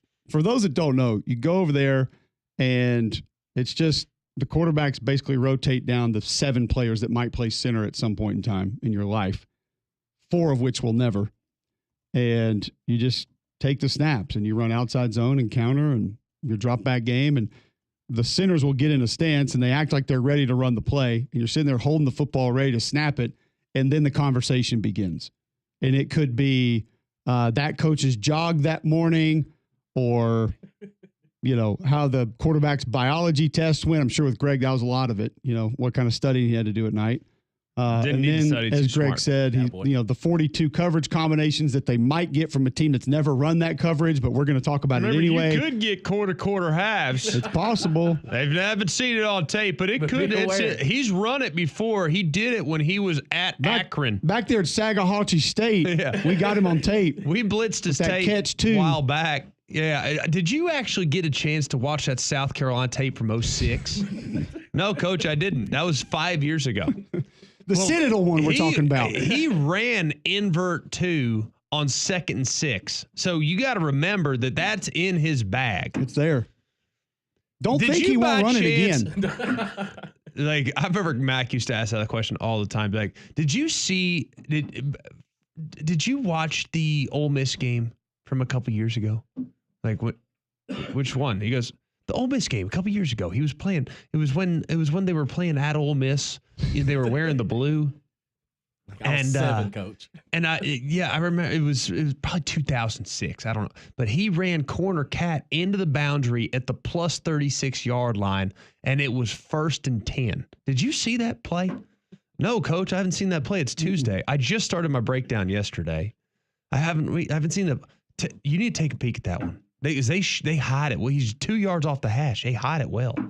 And we don't want to get got on that one. It's like it's amazing to me the things that they think you saw on tape. Like, I'm going to get to a lot of tape. I probably watch 6 or 7 games in their entirety, and then situationally I watch all the situations. Coaches watch 75 games for every week. No, I didn't watch a game from 4 years ago of their corner cat cut-up tape. Like, put it on the pressure reel, and I'll take a peek at it. Like, let me ask you this real quick, because I think this is interesting. How many teams in college got you with something that you had not seen, a lot. Or something that you really? Yes, we played teams every week that had something up their sleeve from a pressure standpoint. That God, I just didn't feel like there was that many that we saw that were totally different than. Or completely now the ways guys ran some things, we just didn't execute it well. I don't want to be dismissive or disrespectful, but allow me for a moment. We were the number 1 team in the country, and we played teams come off a bye week like every week. Humble brag. Oh, okay. That's not a humble brag. That's the reality. There we go. I'm sorry. Like, we're the number 1 team in the country, the defending national champions. This is pre-Greg Sankey, correct? We saw teams every year. Pre-Greg Sankey? I don't know about this is before the league office was against Alabama in all things, correct? before they designed the schedule to make it as hard as possible for Alabama. The way the schedule felt in 2010. Yeah, they stacked the deck against you guys every year. We know that. We literally had 7 teams that had bye weeks before they played us. And? Means that they had tricks up their sleeve that we hadn't seen before, that they repped every bye week. And you look at the sack numbers. Would you rather have tricks up your sleeves or better players? Y'all have better players. So. Go look at the sack numbers in 2010. I'll take talent before tricks. I get it, but when they bring strong safety pressure in the A gap and they haven't run it ever. Sounds like your center quarterback exchange wasn't very successful. Not very. Mac, why didn't you go back? Y'all should have spent 3 periods over there. Why didn't you go back Coach 8 Saban, years in our one breakdown? big mistake that he made. Our Not enough center quarterback 6 exchange. games. So yeah, we saw stuff all the time that was gimmicky and unique to our plan, which is fine. I kind of enjoyed it, and we usually would get it fixed, but we got a lot in the first quarter of football games. It took us a little while to burn some chalk. I remember Bob Stoops at Florida gave us some stuff that he had not shown. We had not. It was not out there. Like it wasn't. It was. They had Alex Brown and they dropped him and they ran different coverage off of it and went to a different front of how they dropped him. And then, I mean, with Joe Lee Dunn, you just never. There was no. You didn't even know what you were watching half the time, so you didn't know if they ran it, didn't run it, if they had run it, because there's no telling if the guys were running it the way that he actually coached them to, and it just looked the same pressure would look 42 different ways. Because I think he just let a lot of them freelance when he had guys like Smoot and Pig Prather that could cover ground. You just kind of let them do what they wanted half the time, so you didn't know what it was really supposed to be. But it didn't feel to me like there was a lot that was completely just unknown. And I think probably because some of the fronts were so good. I mean, you think about the Georgia fronts that we played with Kendrell Bell, Richard Seymour, Gerard Warren at Florida with Javon Curse. I mean, it just like Cornelius Griffin and Dwayne Rudd at Alabama. Like every front seven was legit. And I wonder if that made the D coordinators kind of say, hey, we don't need a lot of this stuff. It wasn't as advanced back then too, though. Like it was not as cerebral a game in the late 90s, early 2000s as it became as the years went along. Like Peyton Manning and those guys, the cerebral quarterbacks that did the adjustments, the check with me stuff at the line of scrimmage, like that brought in a whole new level of like interesting pressures and uniqueness. Like, okay, yes, you had the walk around stuff like you had with Joe Lee Dunn or like what you saw with Mississippi State at that point. Like there were some different stuff in the late 90s, but for the most part, the late 90s was Tampa 2 time. Like it was Tampa 2 cover 3 because a lot of people use fullbacks and they just spin a safety down. You had the big, heavy-handed, overgrown safeties that were basically linebackers. Your Steve Atwaters that would roll down and create, a half hat on either side of the line of scrimmage. And it was just a different game formationally. Like the unique stuff didn't start to come until you started having way more nickel and way more unique 3-by-1 formations and things like that. Like that's when it started to get super advanced. This was a little before you, but who's the guy that played at Georgia, tore his ACL like 7 times, played for the Panthers forever, safety. He was like literally 228, 232. What year? He probably played at Georgia in the late 2000s. I can't recall his name right now, but that's what I think about with those like late 90s safeties, just undergrown linebackers, overgrown normal safeties. Yeah. That just came down to the box and could play the run. Well, just your LaRon Landry types. Like they were just 230 and they were going to play down and be a linebacker. Like honestly, the modern day linebacker is the size of the safety in our era. Like the traditional strong safety in your era. Yeah. Like Dumas Johnson was a strong safety when I played football. Yeah. I mean, it's just that's a lot of guys. That's kind of what it was. And then it kind of evolved. Like Mark Barron is an example. Like Mark Barron was big, but he would not have been big by 1998 standards. You know what I mean? Yeah. He was big, but he was really more of a guy that was pretty loose but he'd come down and play in the box.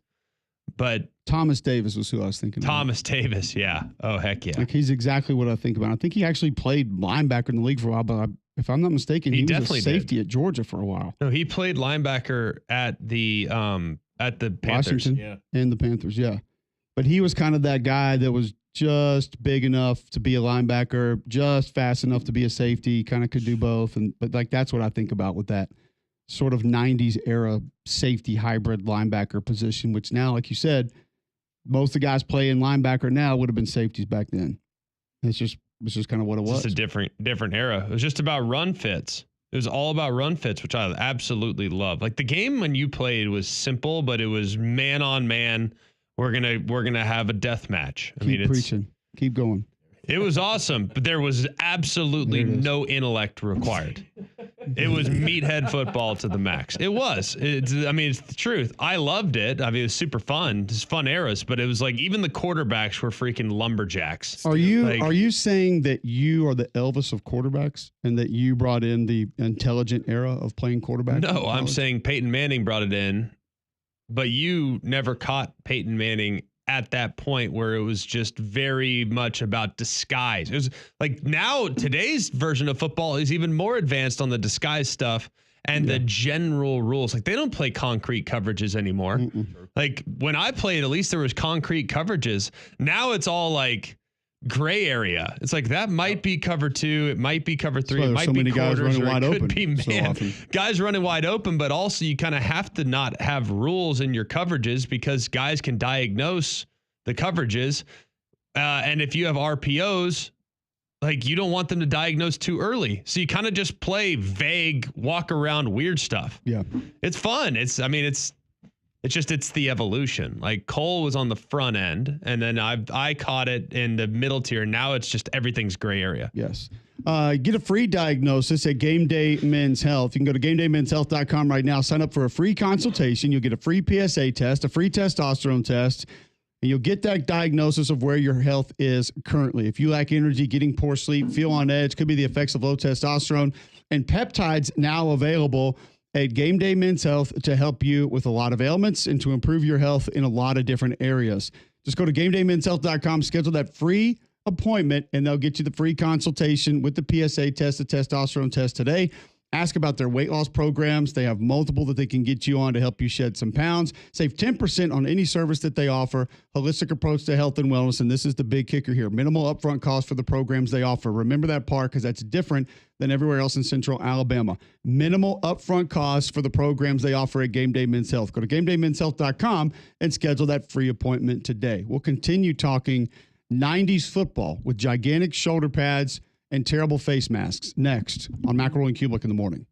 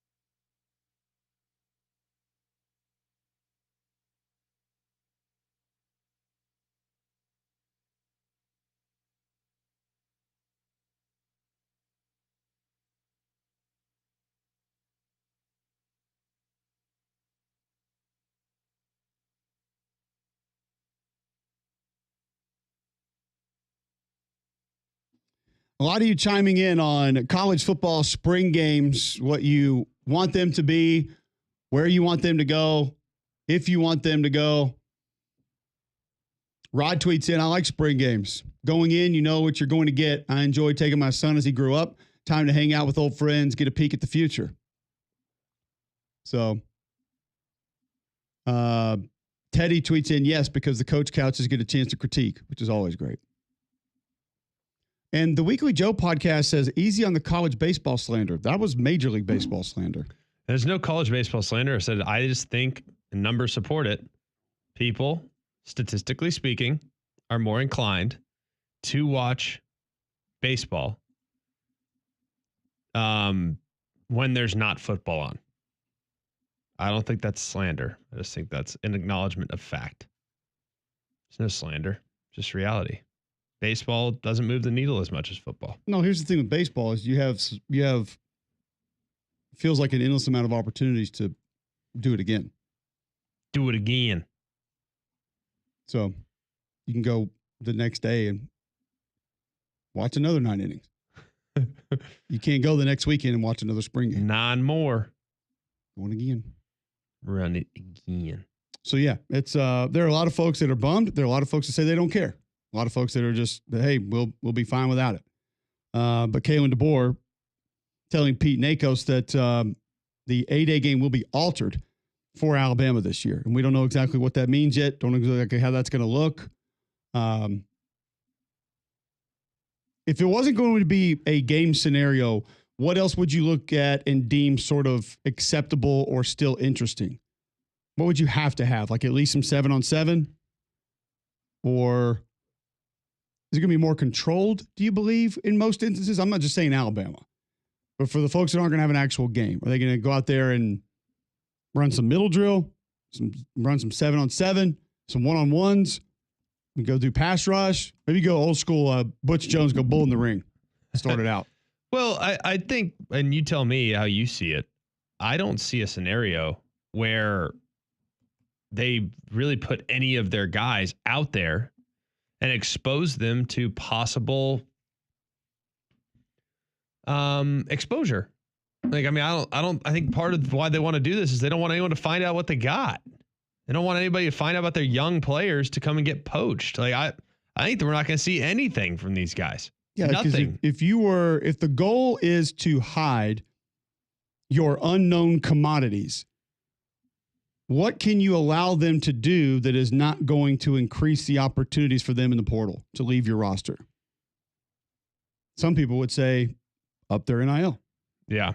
Other people would say, I mean, like what I just referenced, Greg, you go out there and run 7-on-7 and you got a DB that's sticking to guys in man coverage and nobody knows who he is.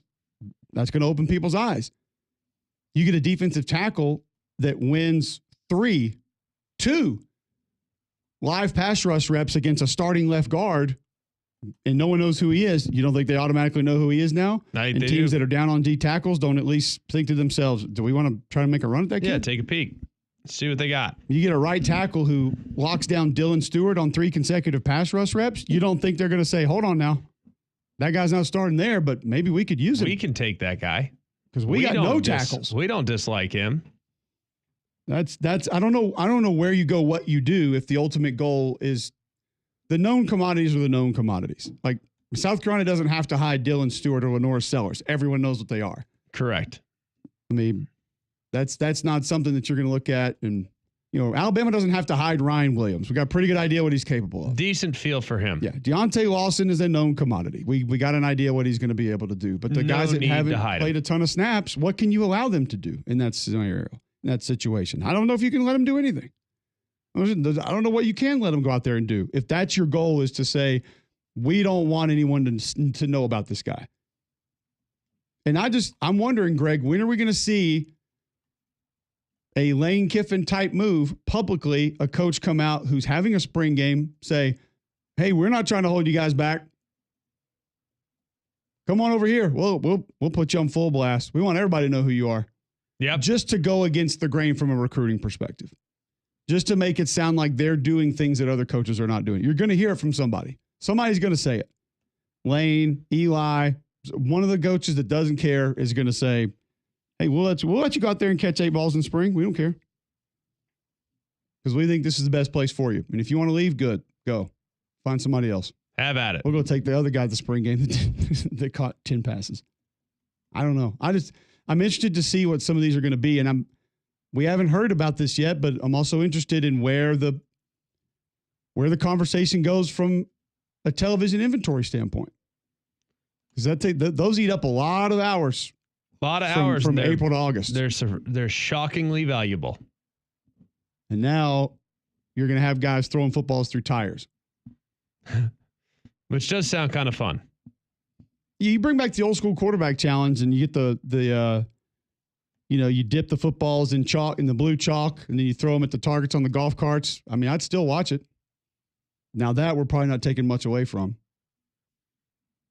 I don't need the dunk contest on the 7-foot goal. Why are you done with that? Well, I got a 7-year-old that can go do that. I don't need to. I can go have that with him in the driveway, but I don't need the hot dog eating contest.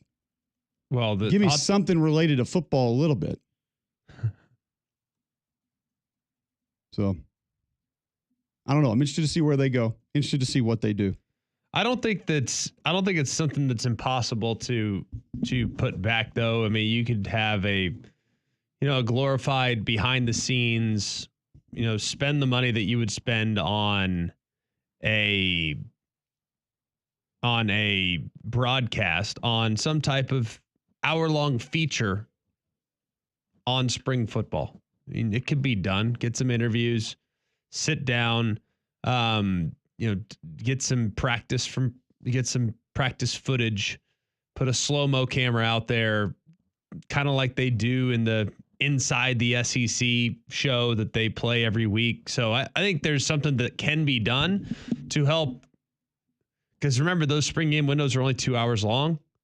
I mean, you can handle that. You can do it. But I think most people would like to see their teams compete, regardless of whether or not they think they're super applicable to future success or not. Well, I would agree. I think when you look at kind of what's going to be offered up, it's going to have to fill some voids. And if there's voids for gifts for your loved ones, Bromberg's is a great place to go, G-Mac.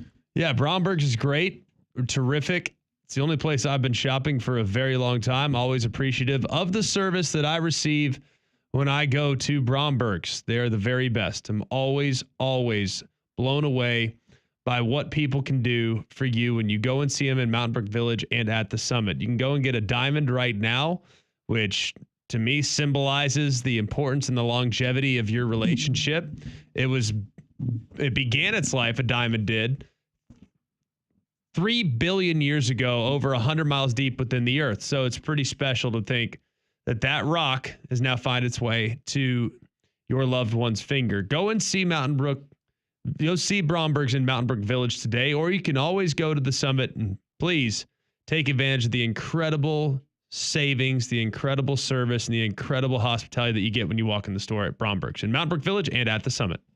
2 things from an entertainment perspective that you need to know are coming. One that you can watch, one that you can see in person. I'll tell you what those 2 things are and see if we are interested next on McElroy and Cubelic in the morning.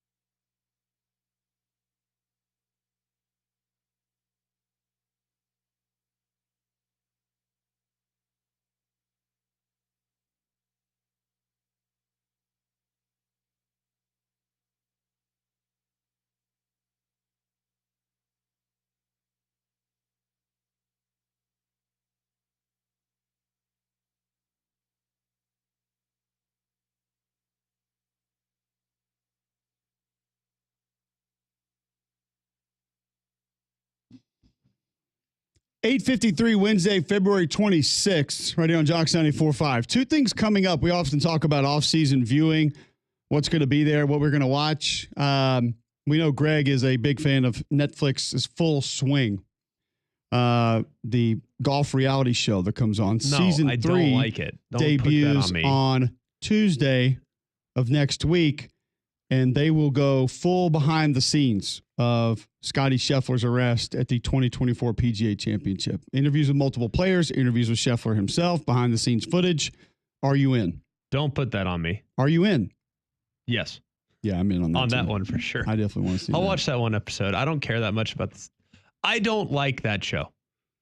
Okay. But the audio that has been released by Netflix for this already, I can just tell you I'm in 100%. You're in. Let's go. Also, When you combine golf, country club kids, and the law, we're in. Cubelic. Sign me up. I'm with you. I don't love the show, but I will be dialed in for that one. Tickets for Fire Festival 2 are on sale. Now, 2017's Fire Festival, as we know, never happened. Billy McFarland spent time in prison for fraud related to the original event, and it's now back. Can it be back if it never happened? Would Ask you Texas. attend? Yes or no? Sorry, John, what was that? I said, ask Texas. Well, that depends on your definition of back. I think I'm in. I'm not a big festival guy.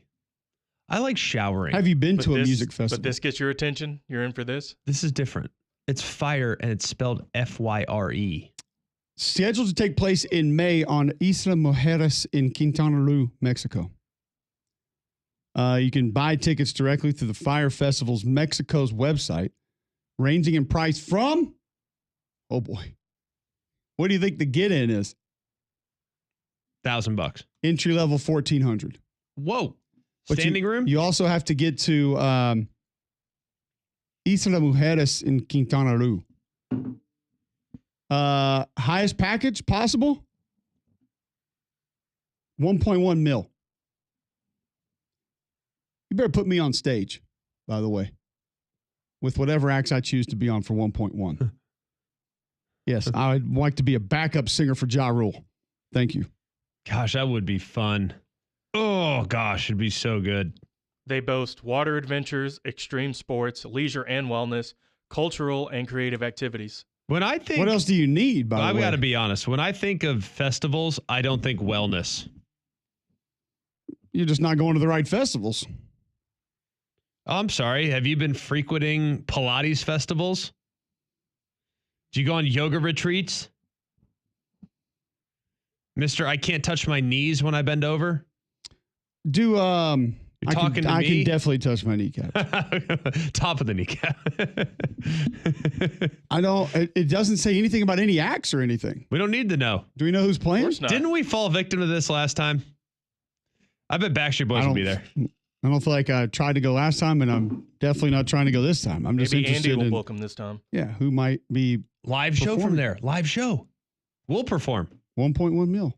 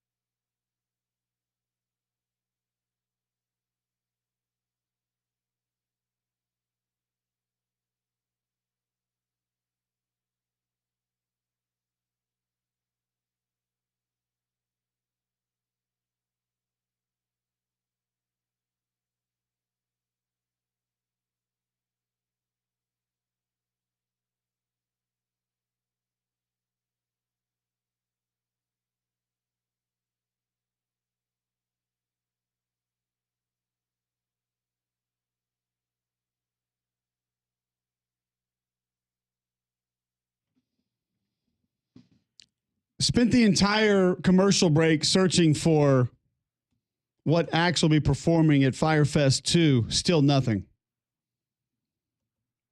But I do know you can get a Fire Fuego pass for $5,000. The what? Fire Phoenix pass for $25,000. Fire Fuego?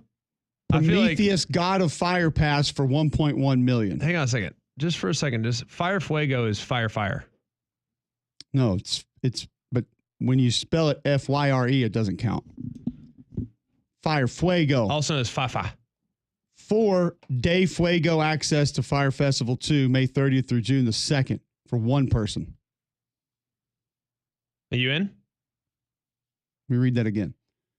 4-day passes, access to Fire Festival 2 for one person. Access includes VIP access to the festival grounds on Isla Mujeres. Front row viewing of the water stage and close viewing of the fight pit.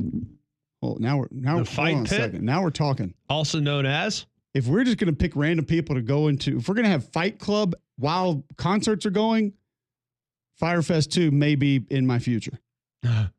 Not for We me to got be a your participant. Why? You're in. Just for viewing. Viewing experience only. Fire experiences, explore, embrace the unknown, and defy the impossible alongside some of the most fascinating people in the world. Then come together How at night to fascinating? celebrate. How fascinating are they? There's no other event like this, Greg. These options are a la carte and must be purchased as add-ons. The Fire experiences will be releasing a number of experimental drops leading up to the festival, a.k.a. we have no idea what we're going to do, but we're going to try to figure it out. Love that. We've We've done this before. Here's the best part. Stick with me here. Yes. Fire Fuego pass, $5,000, right? Yes. You in, John? No. For Greg, $5? you're in, right? Greg's in. I'm having a hard time pulling the ticket. tickets on Monster Jam tickets for $25 a pop right now. All right, so here we go. $5,000 on a ticket feels So I gave you the access, what's included. I gave you the experiences, of which they told us none, but just that they were going to think of some. Here are your accommodations for $5,000. Mm-hmm. There are dozens of hotels and many rental villas available on Isla Mujeres.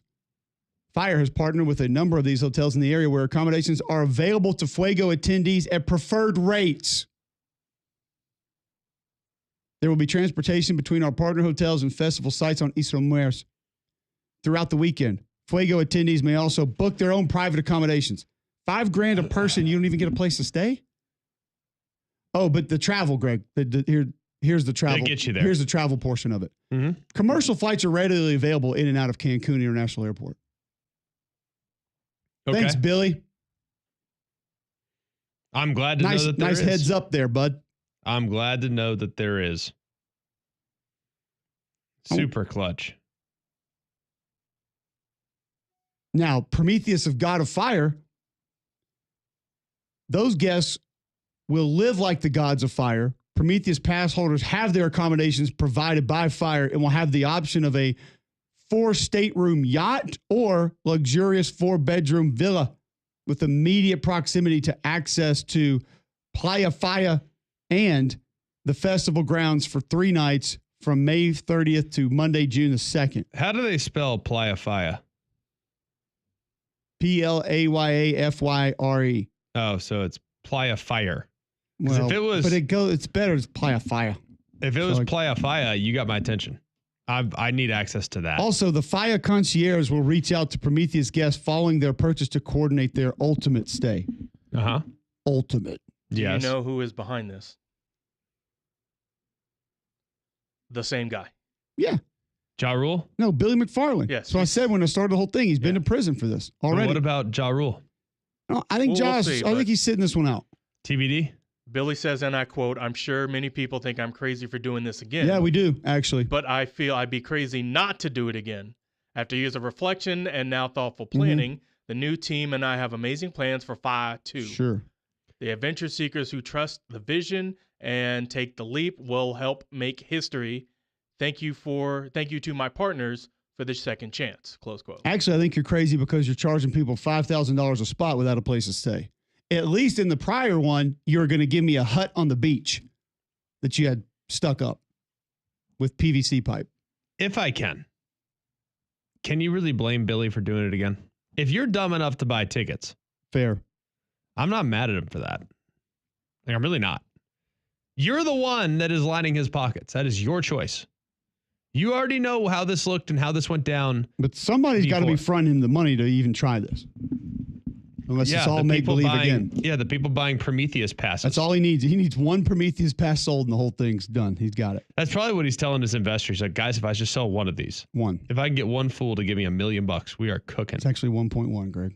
Okay. We're not coming off that. Inflation. I'm sure maybe We're he's not coming pocketing, off that. he's pocketing the point No one. discounts. Now, the Fire Phoenix for $25,000, you actually do get your own accommodations. You'll stay amongst the artists and other performing talent. But we don't know who that talent is. Who are the non-artists that are other performing talent, by the way? Plumbers, I guess. I don't Would know. that not? Accountants. I'd like to know their thoughts on being classified that way. Phoenix passes include complimentary luxury accommodations for 2 at the Fire Artist areas at the 5-star Impression Isla Mujeres or 5-star Adamar Isla Mujeres for 3 nights. It's only $25,000. Mm-hmm. But under travel for $25,000, commercial flights are readily available in and out of Cancun International Airport, in case y'all were wondering. Big. In other words, find your own flight. I've been hoping that was going to happen. John, you've been researching this. Still no word on who is set to perform? At the moment, no, but a very, very interesting. Sweet. The first comment under the press release that he put out Yeah. is a gentleman by the name of Josh who says, "We live on Isla Josh Mujeres." Rule? No, different guy. Especially judging by the picture and his neck beard. We live on Isla Mujeres, parentheses, not a private island. And there's no way this event is going ahead like you are selling it. To say the statements made thus far are misleading would be a massive understatement. I love the line, quote, thoughtful planning, close quote. As best the local community here, about 15,000 people can tell, there have been zero planning, communication, or booking. Netflix is about to get their next documentary on hand. Hold on. And that's actually who's probably fronting a portion of this is Netflix, just so they can film Knowing it full and show well, it again. yeah.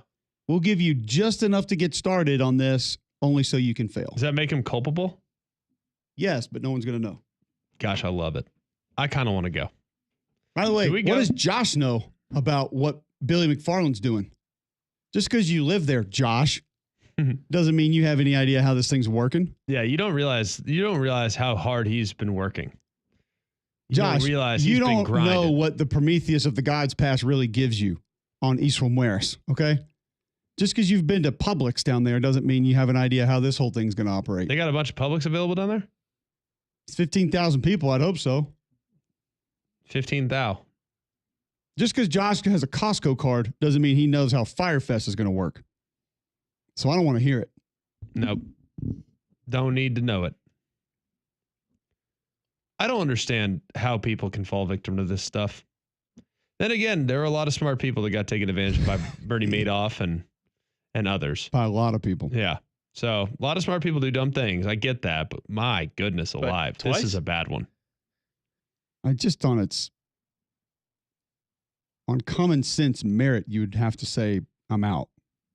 But some people just like to see the car crash and they'll line up to hopefully witness it. Who knows? I'm out on Firefest too, so everyone knows. Count me out.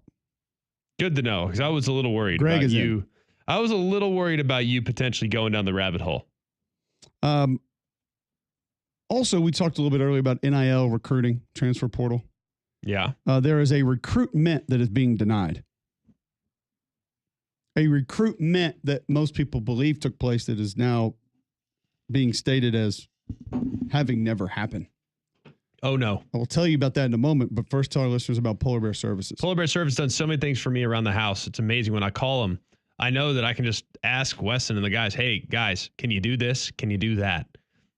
I have yet to have them tell me no, because they have been able to add plumbing to their incredible list of services. They've always been able to handle electrical. It's a small appliance repair, but they really specialize in the HVAC systems. And we know it's going to start getting hot, man. This week's starting to get a little warmer, running the AC during the day, the heat at night. It's going to put your system to the test. So make sure that things are situated with your HVAC system before the summer gets here. Do not put stuff off.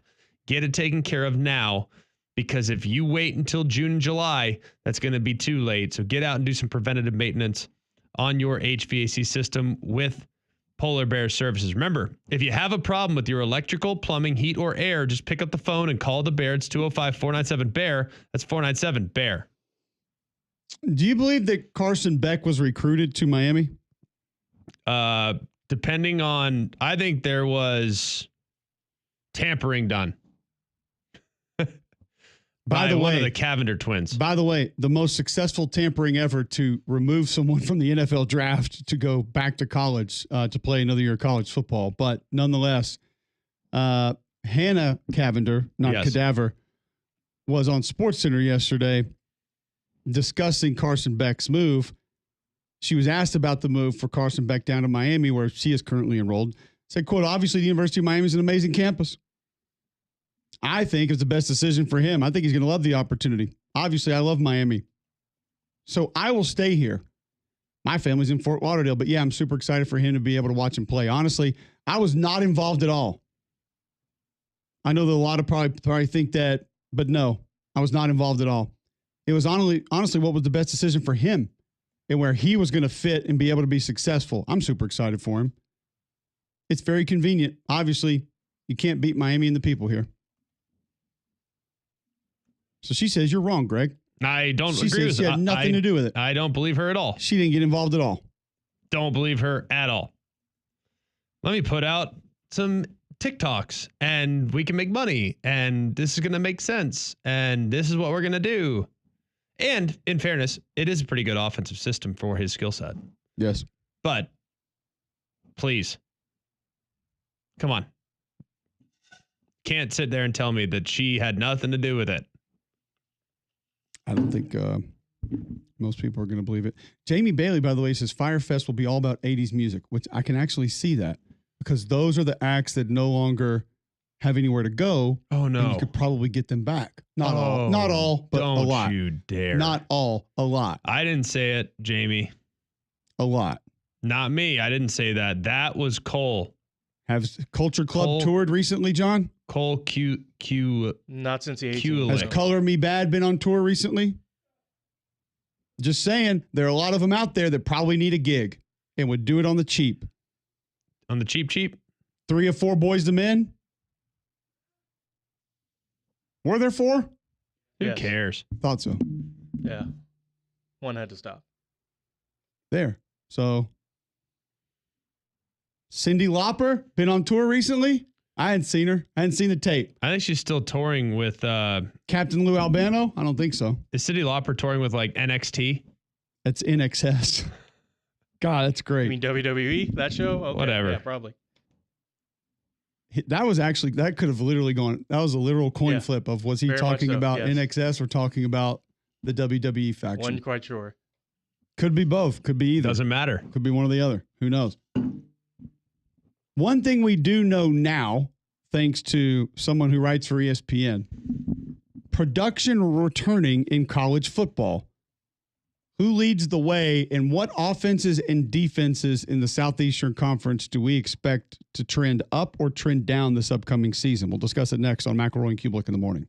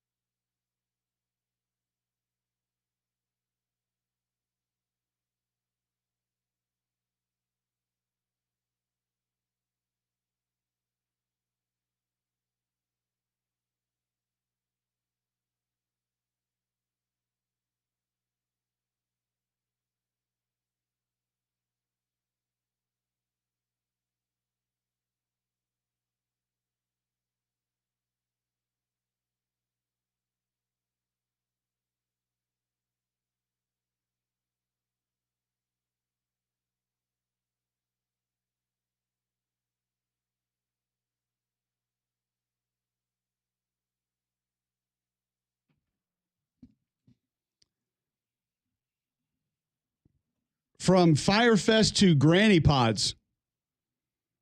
The commercial breaks never cease to amaze here at McElroy and Cubelic in the morning. Granny Pods are back. Did not know this was a real thing.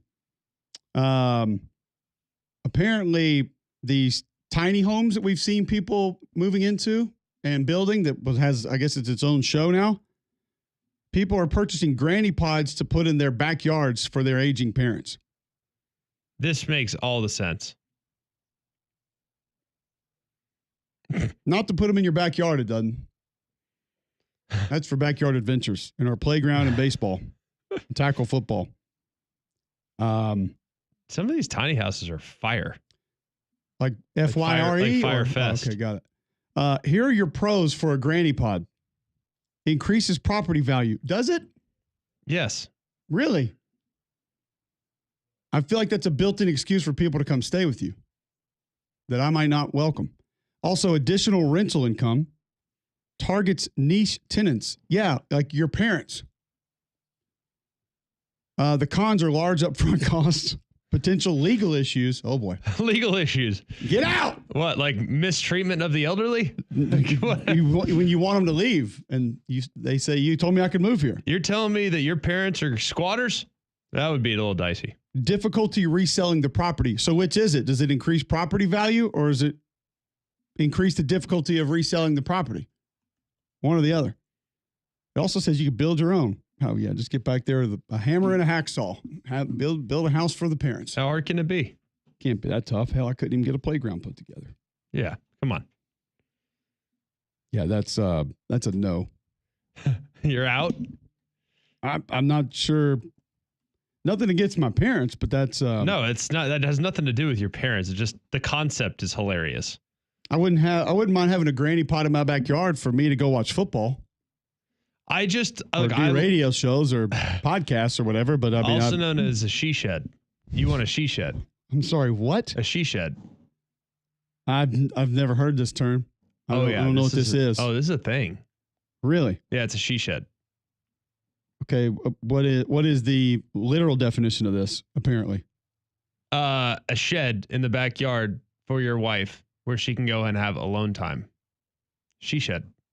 She can go and play mahjong and stuff. I don't know what they do back there. Mahjong. You can go back there. And do you have a lot of friends with she sheds? I'm actually afraid to say that quickly because it sounds like it's going to be a slip up somehow. 2 friends with she sheds. What do their significant others do in said sheds? I literally don't know. Yoga. Mahjong feels like one. Bridge. I don't know if they're big Canasta. enough. I don't know if they're big enough for a Canasta. I think the concept makes Royal sense. Rummy. It's no different than having I'm not going to lie. The concept makes sense. I kind of want one. I just said I wanted my own Granny Pod. Exactly. Same type of deal.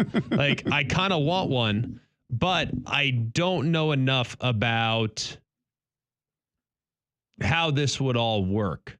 Because while I am encouraged by the possibility of going out and, having a place to go out, watch tape, all the stuff that you just described, this she shed, I think, is for like yoga, fresh air, reading, quiet time, sewing, knitting, bridge, crossword puzzles. But to me, the she shed can easily become a Granny Pod. Tirelessly scrolling on Instagram. Correct. What else? I don't know. Mixing margaritas. I have seen them in person though. I have seen these book club meetings. There's not a fully stocked. Just went up in your house. There's not a fully stocked bar in the she shed. It's a she shed. You can make it whatever you want. Yeah. Well, I can tell you this: considering what I've seen from book club meetings, the after effects. You need to have those like downtown at the Fennec or something. Like that's like a real bar. These book club meetings. Get out of here with this. This is insane. It's ridiculous. This mahjong and book club stuff is for the birds. Can I just for a moment? We don't need the Red A music to come on or anything. We need the Goldberg music. We don't need the Goldberg music because I'm not going on a rant because I don't blame. Sounds like you are. No, I'm not mad at anybody for putting this in, but it is. Let's just call it what it is. Okay? Can we just call it what it is? Like for us as guys, Do we have versions of this? Yes, we do. You know what we call it? Golf.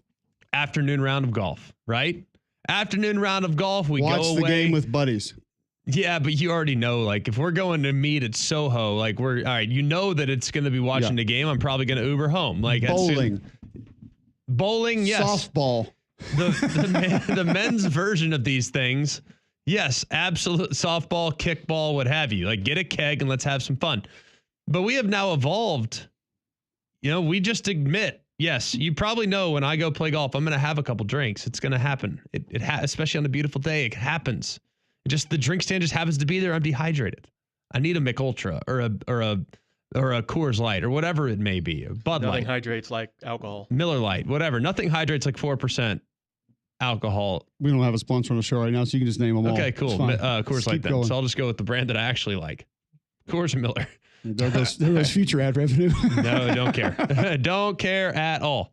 But I don't understand like where this mahjong and book club I came can't from. help you with the mahjong. Out of it birthed out of nowhere. Like, and it's just a drinking club. You can't seems fool like me. Fancy dominoes. The funny thing about mahjong is that it's one thing if you want to have some drinks on the golf course at 4:00 in the afternoon. That's happy hour. People do that. That's not uncommon. They play mahjong at 9:15 a.m. Oh, I gotta have. Where's my white wine? I need my white wine. Dropped the kids off at school 45 minutes ago. Now it's time for mahjong, and I need my white wine. What? What is this? You know what? I'm gonna take it easy today. I'm gonna go champagne. What? Well, there have been. You said that the males have evolved into different things. We just Hun camp, bowling, softball. Yeah. Maybe the ladies just haven't been able to find those new things, those new activities that are excuses, quote fingers, I think in a roundabout way, that's why the Goldberg music isn't really that appropriate. I'm kind of proud. You know what I mean? Like, oh, book club. Well, why do you have to Uber to book club? Explain to me that. If you guys are going to talk about, Great Expectations or... I like that you're trying to think of a book title. Yeah. I mean, none of us can name a book title. Nobody. The only thing I've read, all right, The Art of the Deal. I'm sure that's real popular in book clubs now. Yeah. All right. Whatever book it may be. Those are 7 traits of successful people. Exactly. 7 traits. Pretty much any autobiography of any sports star. All right, here you go. Here's the New York Times bestsellers list currently. Perfect. Onyx Storm. Perfect. Onyx Storm. Iron Flame. Iron Flame. Oh, yeah, those are book club. Iron Flame is actually a music festival down in the Bahamas. Paranoia by James Patterson. That's not... James, a novel. No. Kristen Hanna's The Women. 50 Shades of Grey. And We All Live Here, a novel by Jojo Moyes. There you go. Excuse me, what? Fourth Wing, Jojo Moyes. Oh. Moyes. Moises. Fourth Wing, The Empyrean One. But can we just... That sounds serious, by the way. I'm honestly proud, though. Like, we used to have drinking activities that were disguised as something. Right. Bowling, bowling league, right. Golf, fantasy football draft. Camp, yeah. Fantasy football draft. Got to do that. It's for camaraderie. It's for the community. We have to do it. It's for the boys. All right. Like, we had things that were disguised for years. And this now would be a great Mount Flushmore for, pardon my take, by the way. What's that? Just excuses for guys to get together and drink. Yeah. And get together and hang out, drink and be boys. But I'm just really proud that it has evolved now for the ladies as well. Their creativity level to get together and have a couple pops is skyrocketed. Oh, you don't think they did that during their Tupperware parties back in the day? Oh, that's a good one. That's a good one. Pull Baby showers. Baby showers. Baby showers. Baby showers. Shower. You want to talk about a racket? Baby showers. Pop-up sales. Babe, it's their 6th child. Do they really need another sprinkle? Like, no. Come on. What are some other ones that are out there? The excuses to get together and party. Antiquing. Oh, antiquing is absolutely maybe a little too much travel for that one. I feel like antique places, a lot of times you got to go to random spots in the middle of nowhere. I think that's the one thing. Like, women will actually do that, and guys like, oh, if it's book club and all these other things are like this, I'm out. And so that's how they trick us. Like the one legit thing when everything else is obviously a ruse. I'm with you on that. Also, I just think that most places where you go antique are in, Alba, Alabama. Where? Or Right, yeah. something like- Boaz. Yeah, you gotta get somewhere out of town to go to the good antique There's no spots. drink cart. Unless you're going to the place in Atlanta everybody goes to, the giant antique The Mart? shop. What's it called? I think it's like the Mart. Something. Unless you're going to that one, yeah. Seen it. But The God of the Woods by Liz Moore, also on your New York Times Yeah, that's a book bestseller club was- book. The Night is Defying. honestly, a Nightfall novel. Nytefall. before kids, I think Meredith was in 7 book clubs. Mm-hmm. One for each day of the week. I mean, just about. They didn't meet every week, but it was once a month. And I'm telling you, it was like, I have book club tonight. It's like, What happens at these? Are there different interpretation of books?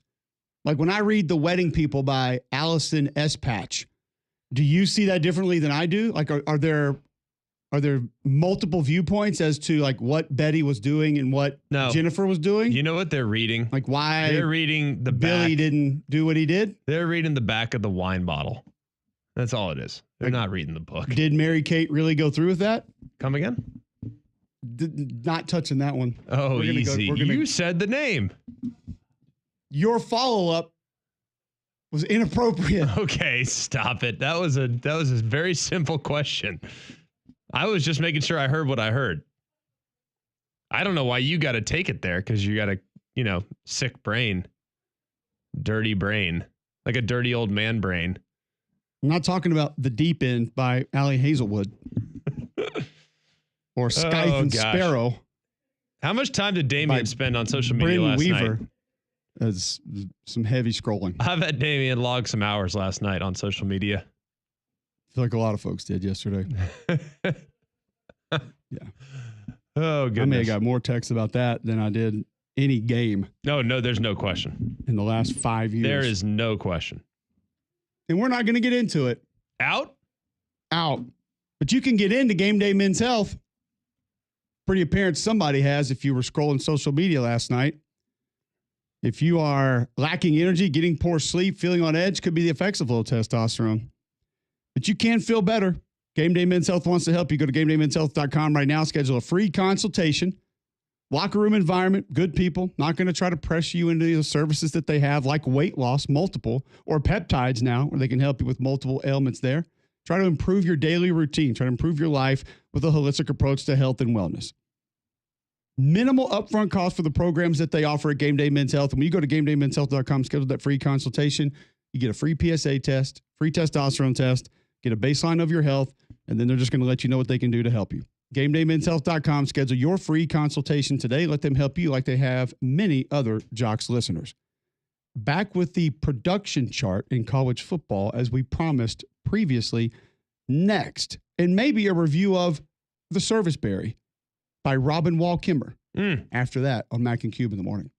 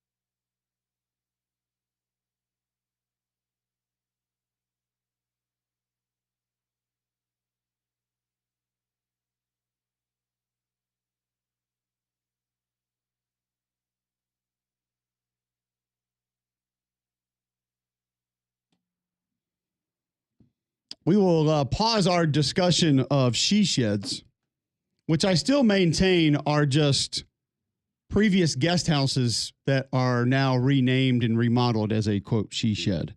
But either way, let's get to returning production in college football here at 9:35 Wednesday, February 26th on Jocks 94.5. Some surprising names towards the top of this list. And this is done every year, put together by Bill Connolly. ESPN Stats and Info does a great job with multiple things around college football. But this is one that's intriguing every year because so many people obsess about returning starters and so many people obsess about this position back, this position not back. This actually takes into account the production statistically on both sides of the football and gives you a decent idea of what it's going to look like coming up in the next season. Now, a couple of teams in the top 5 I was surprised about. I'm not going to sit here and tell you if I knew Kennesaw State had a lot or a little coming back. So we're just going to remove them from the top 5 and say, do you even congrats, work anymore? You have a lot of guys coming back. Do you even see how try? that works out for you. Well, you fired your coach, so I don't know if that's really going to help a whole lot. But either way, at 4 is Texas Tech. 75% of their production is returning. Good portal They would year. be number 1 on defense, by the way, at 82% of their production. Good portal year. 25th offensively. Sleeper. So how much confidence does that give you in what they potentially could do this season? I felt pretty good about Texas Tech, and this just sort of backed that up a little bit. Like, okay, maybe they will be real this year. Yeah, I think they're going to be real.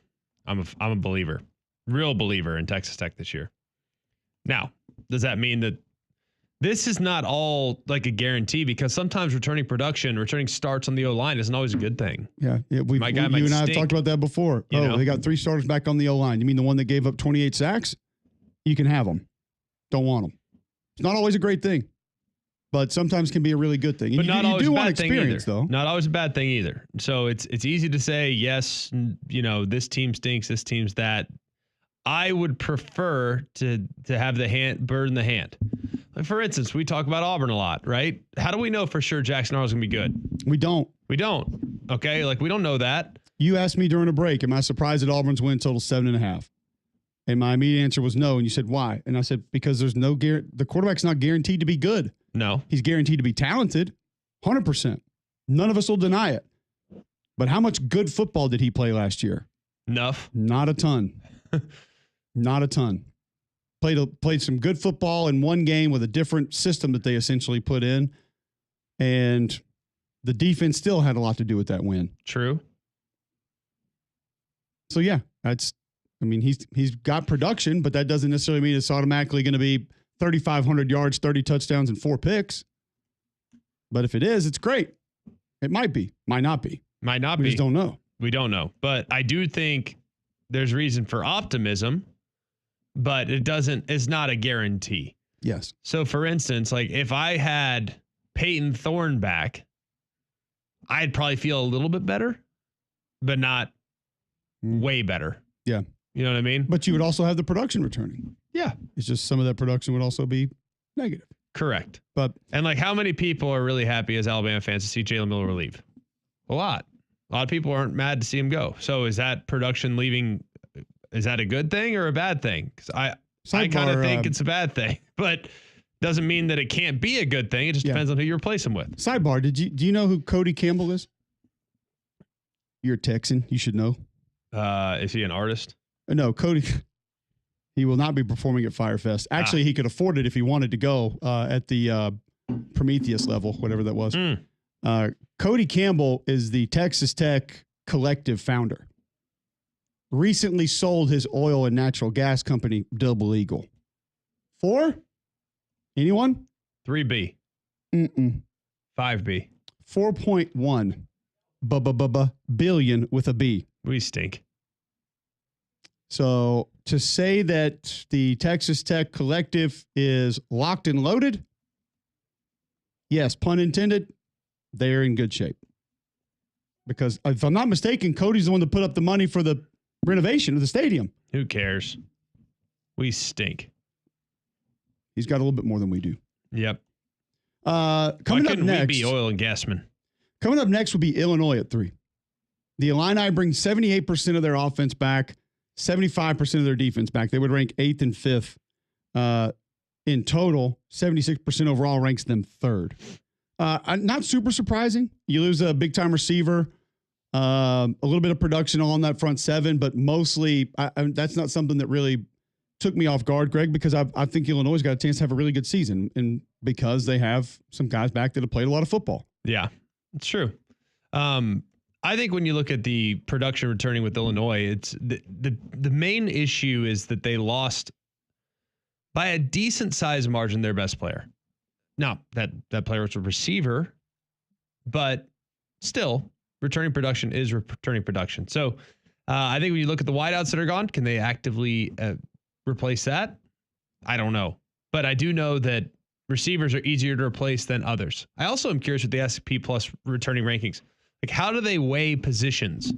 Because I am not going to lose a ton of sleep over losing a receiver. I'm just not. It's a great point. But I am going to be pretty anxious about losing a center. Yeah, do they value guard and center the same? Or is a great tackle who's gone counted differently than a subpar tackle?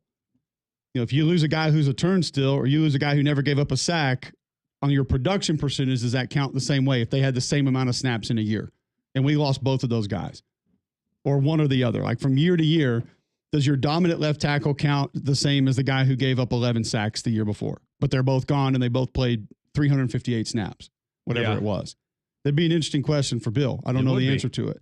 But I don't have the answer to that. Either way, maybe the most surprising of the top 5, and we'll get to some SEC teams in just a moment, would be Arizona State at 2. I knew they had a lot coming back. We've talked about the quarterback position, and that is going to be the strength of the football team with what's going to be offered there and how they're going to be able to operate. But Scatterboo was a lot.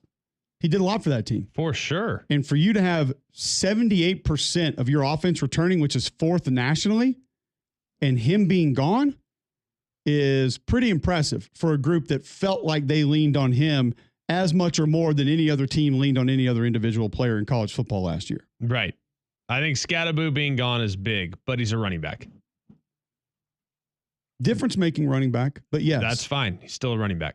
You lose your center, Lee Fatanu, who I'm a big fan of. I thought he was a really good player last year. You lose Gilroy at wide receiver, but like you just said, that's a position that I think everybody knows the importance, and the numbers seem to be there now more than a lot of other years in college football. But with Sam Leavitt back and 4 starters on that offensive line, also bringing in Kane Udoh at running back, who had some success at Army. I'll be interested to see him in a different system. We don't know what he's going to look like in sort of that gap scheme system that Arizona State loves to run that they're so good at, but he's got experience. And as you just stated, you start talking about production. He ran for over 1,100 yards and 10 touchdowns last year. So that goes into what we're talking about here. For sure. And I think if he can come on and be a good player for him, then that's great. But how often do you see a guy just come over from Army and take the world by storm? Well, we haven't seen guys from Army be able to go play anywhere else until recently, so not much, if not maybe never. The number 1 team in returning production would be the Clemson Tigers. 81% of their production is back, 86% of it on offense. That's first nationally. 75% on defense. Took a couple hits, D-line and linebacker. But it's the offense, Greg, that has had us talking about them as a playoff team and maybe a team that has a deep playoff run inside of them. And the improved depth along the defensive line. I think they're going to be really good. Been saying it all year long. I think you got as strong a case to make on their behalf to be in the top 3 or 4 nationally in the preseason. It's a playoff team from a year ago.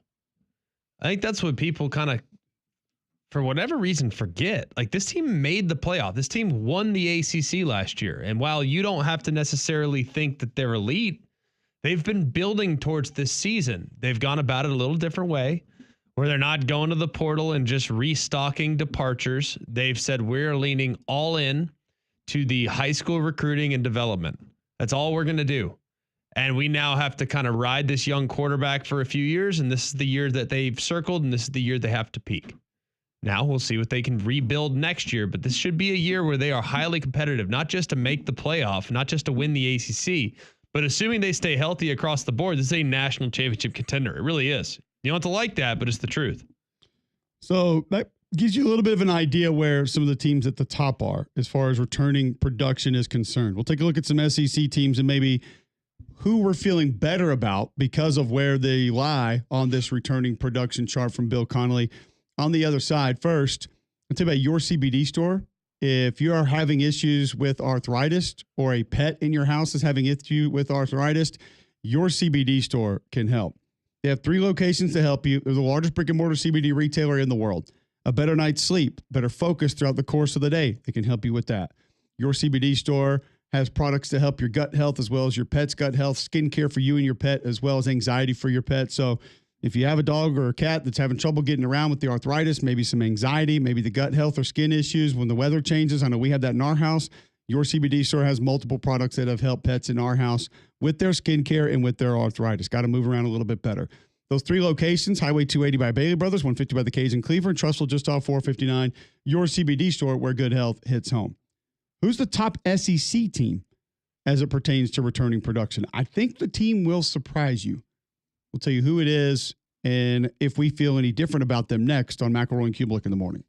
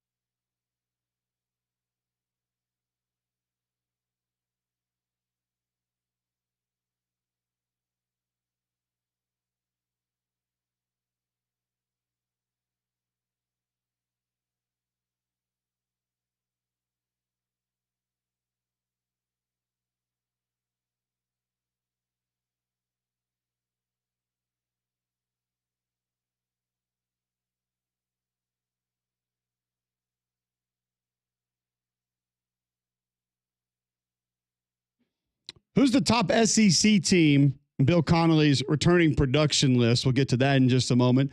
9:49 a.m. Wednesday, February 26th, right here on Jocks 94.5. Get all the podcasts, jocksfm.com, Apple Podcasts, Spotify. Also download the app, and you can not only grab the podcast, listen to the show live, but also click the YouTube link to watch the show live each and every morning.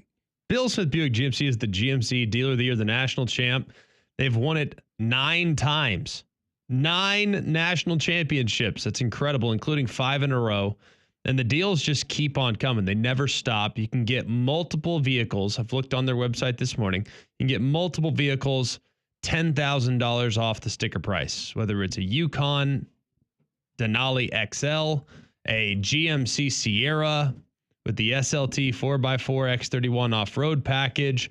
These are deals that you just won't find anywhere else. They have less overhead up there in Coleman. That's why they can give you better deals. They pass that savings on to you. There's a reason why they are number one. There's a reason why they sell more vehicles than anyone else in the Southeast. And there's also a used car supercenter that you can go and check out as well if you are in the market for a used car also. So go and take the short drive to Coleman. You'll be glad you did. You can also shop online. I've delivered right to your driveway at Bill Smith Buick, GMC.com. Top returning production team in the Southeastern Conference per Bill Connolly. You've seen the list, but if you thought you were going to guess this team before you saw the numbers, who do you think you would have guessed? Florida would have been my guess. I would have probably had Florida towards the top. Texas A&M is number 1. Numero uno. Not number 1 overall, but in the Southeastern Conference. They're number 6 overall, 71% of their production returning, 70% on offense, 73% on defense, which ranks 12th. It feels like the majority of the defense is gone. And probably just because a couple of the bigger name players up front are going to be gone. But that goes back to what we were talking about, Greg, with Wade production. Like Scorton and Stewart should count a lot different than a lot of other guys that are going to be leaving certain teams. Yeah. I mean, when you think about it, help me understand this. Do you think Scorton and Stewart were probably,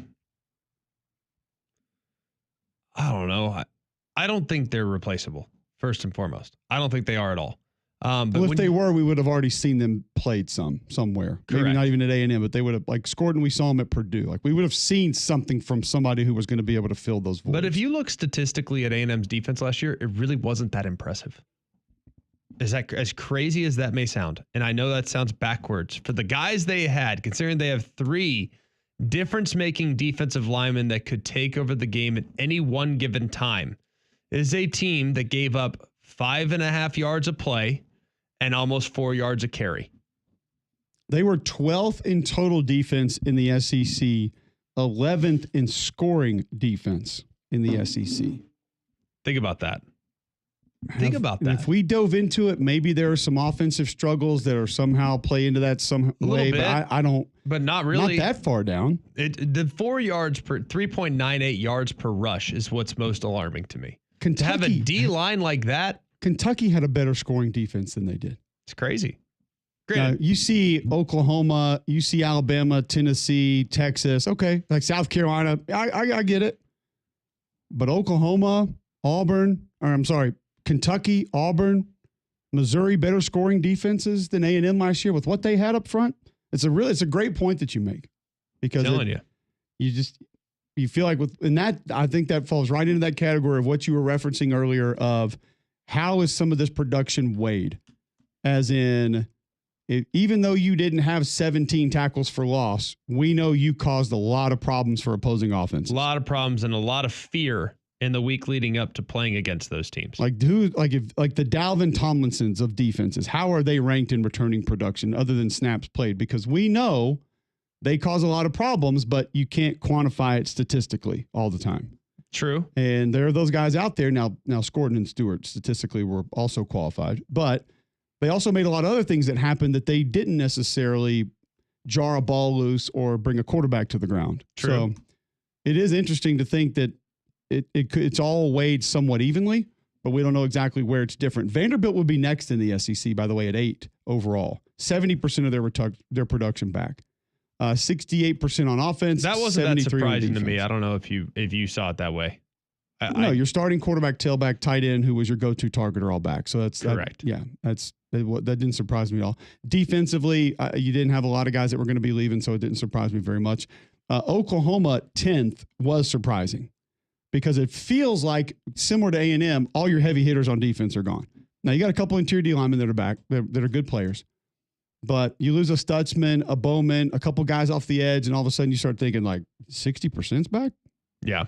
Now, that's 46th nationally. It's just that 78% of their offense is back, which is 6th nationally. But you're bringing in a quarterback that had great production, and you're changing schemes. So you don't really know exactly how it's going to fit just yet. And you had offensive line problems. We don't know if those are solved. It doesn't matter who your quarterback is or your running back is or your At what point do you find out if your offensive line problems are solved? Because I think you can get into the season and still not know if your offensive line problems are solved. Absolutely. How many offensive lines do we see grow and be very different week 6, 7, 8, 9 than they were 1, 2, 3, 4? Or in some cases, regress. Notre Dame was a great example last year. Those guys weren't great out of the gate. Well, no. And we talked about it in preseason when you lost 2 starters in the preseason and all of a sudden didn't know what you were going to do at tackle and had to move guys around. But by week 7 or 8, they were ripping.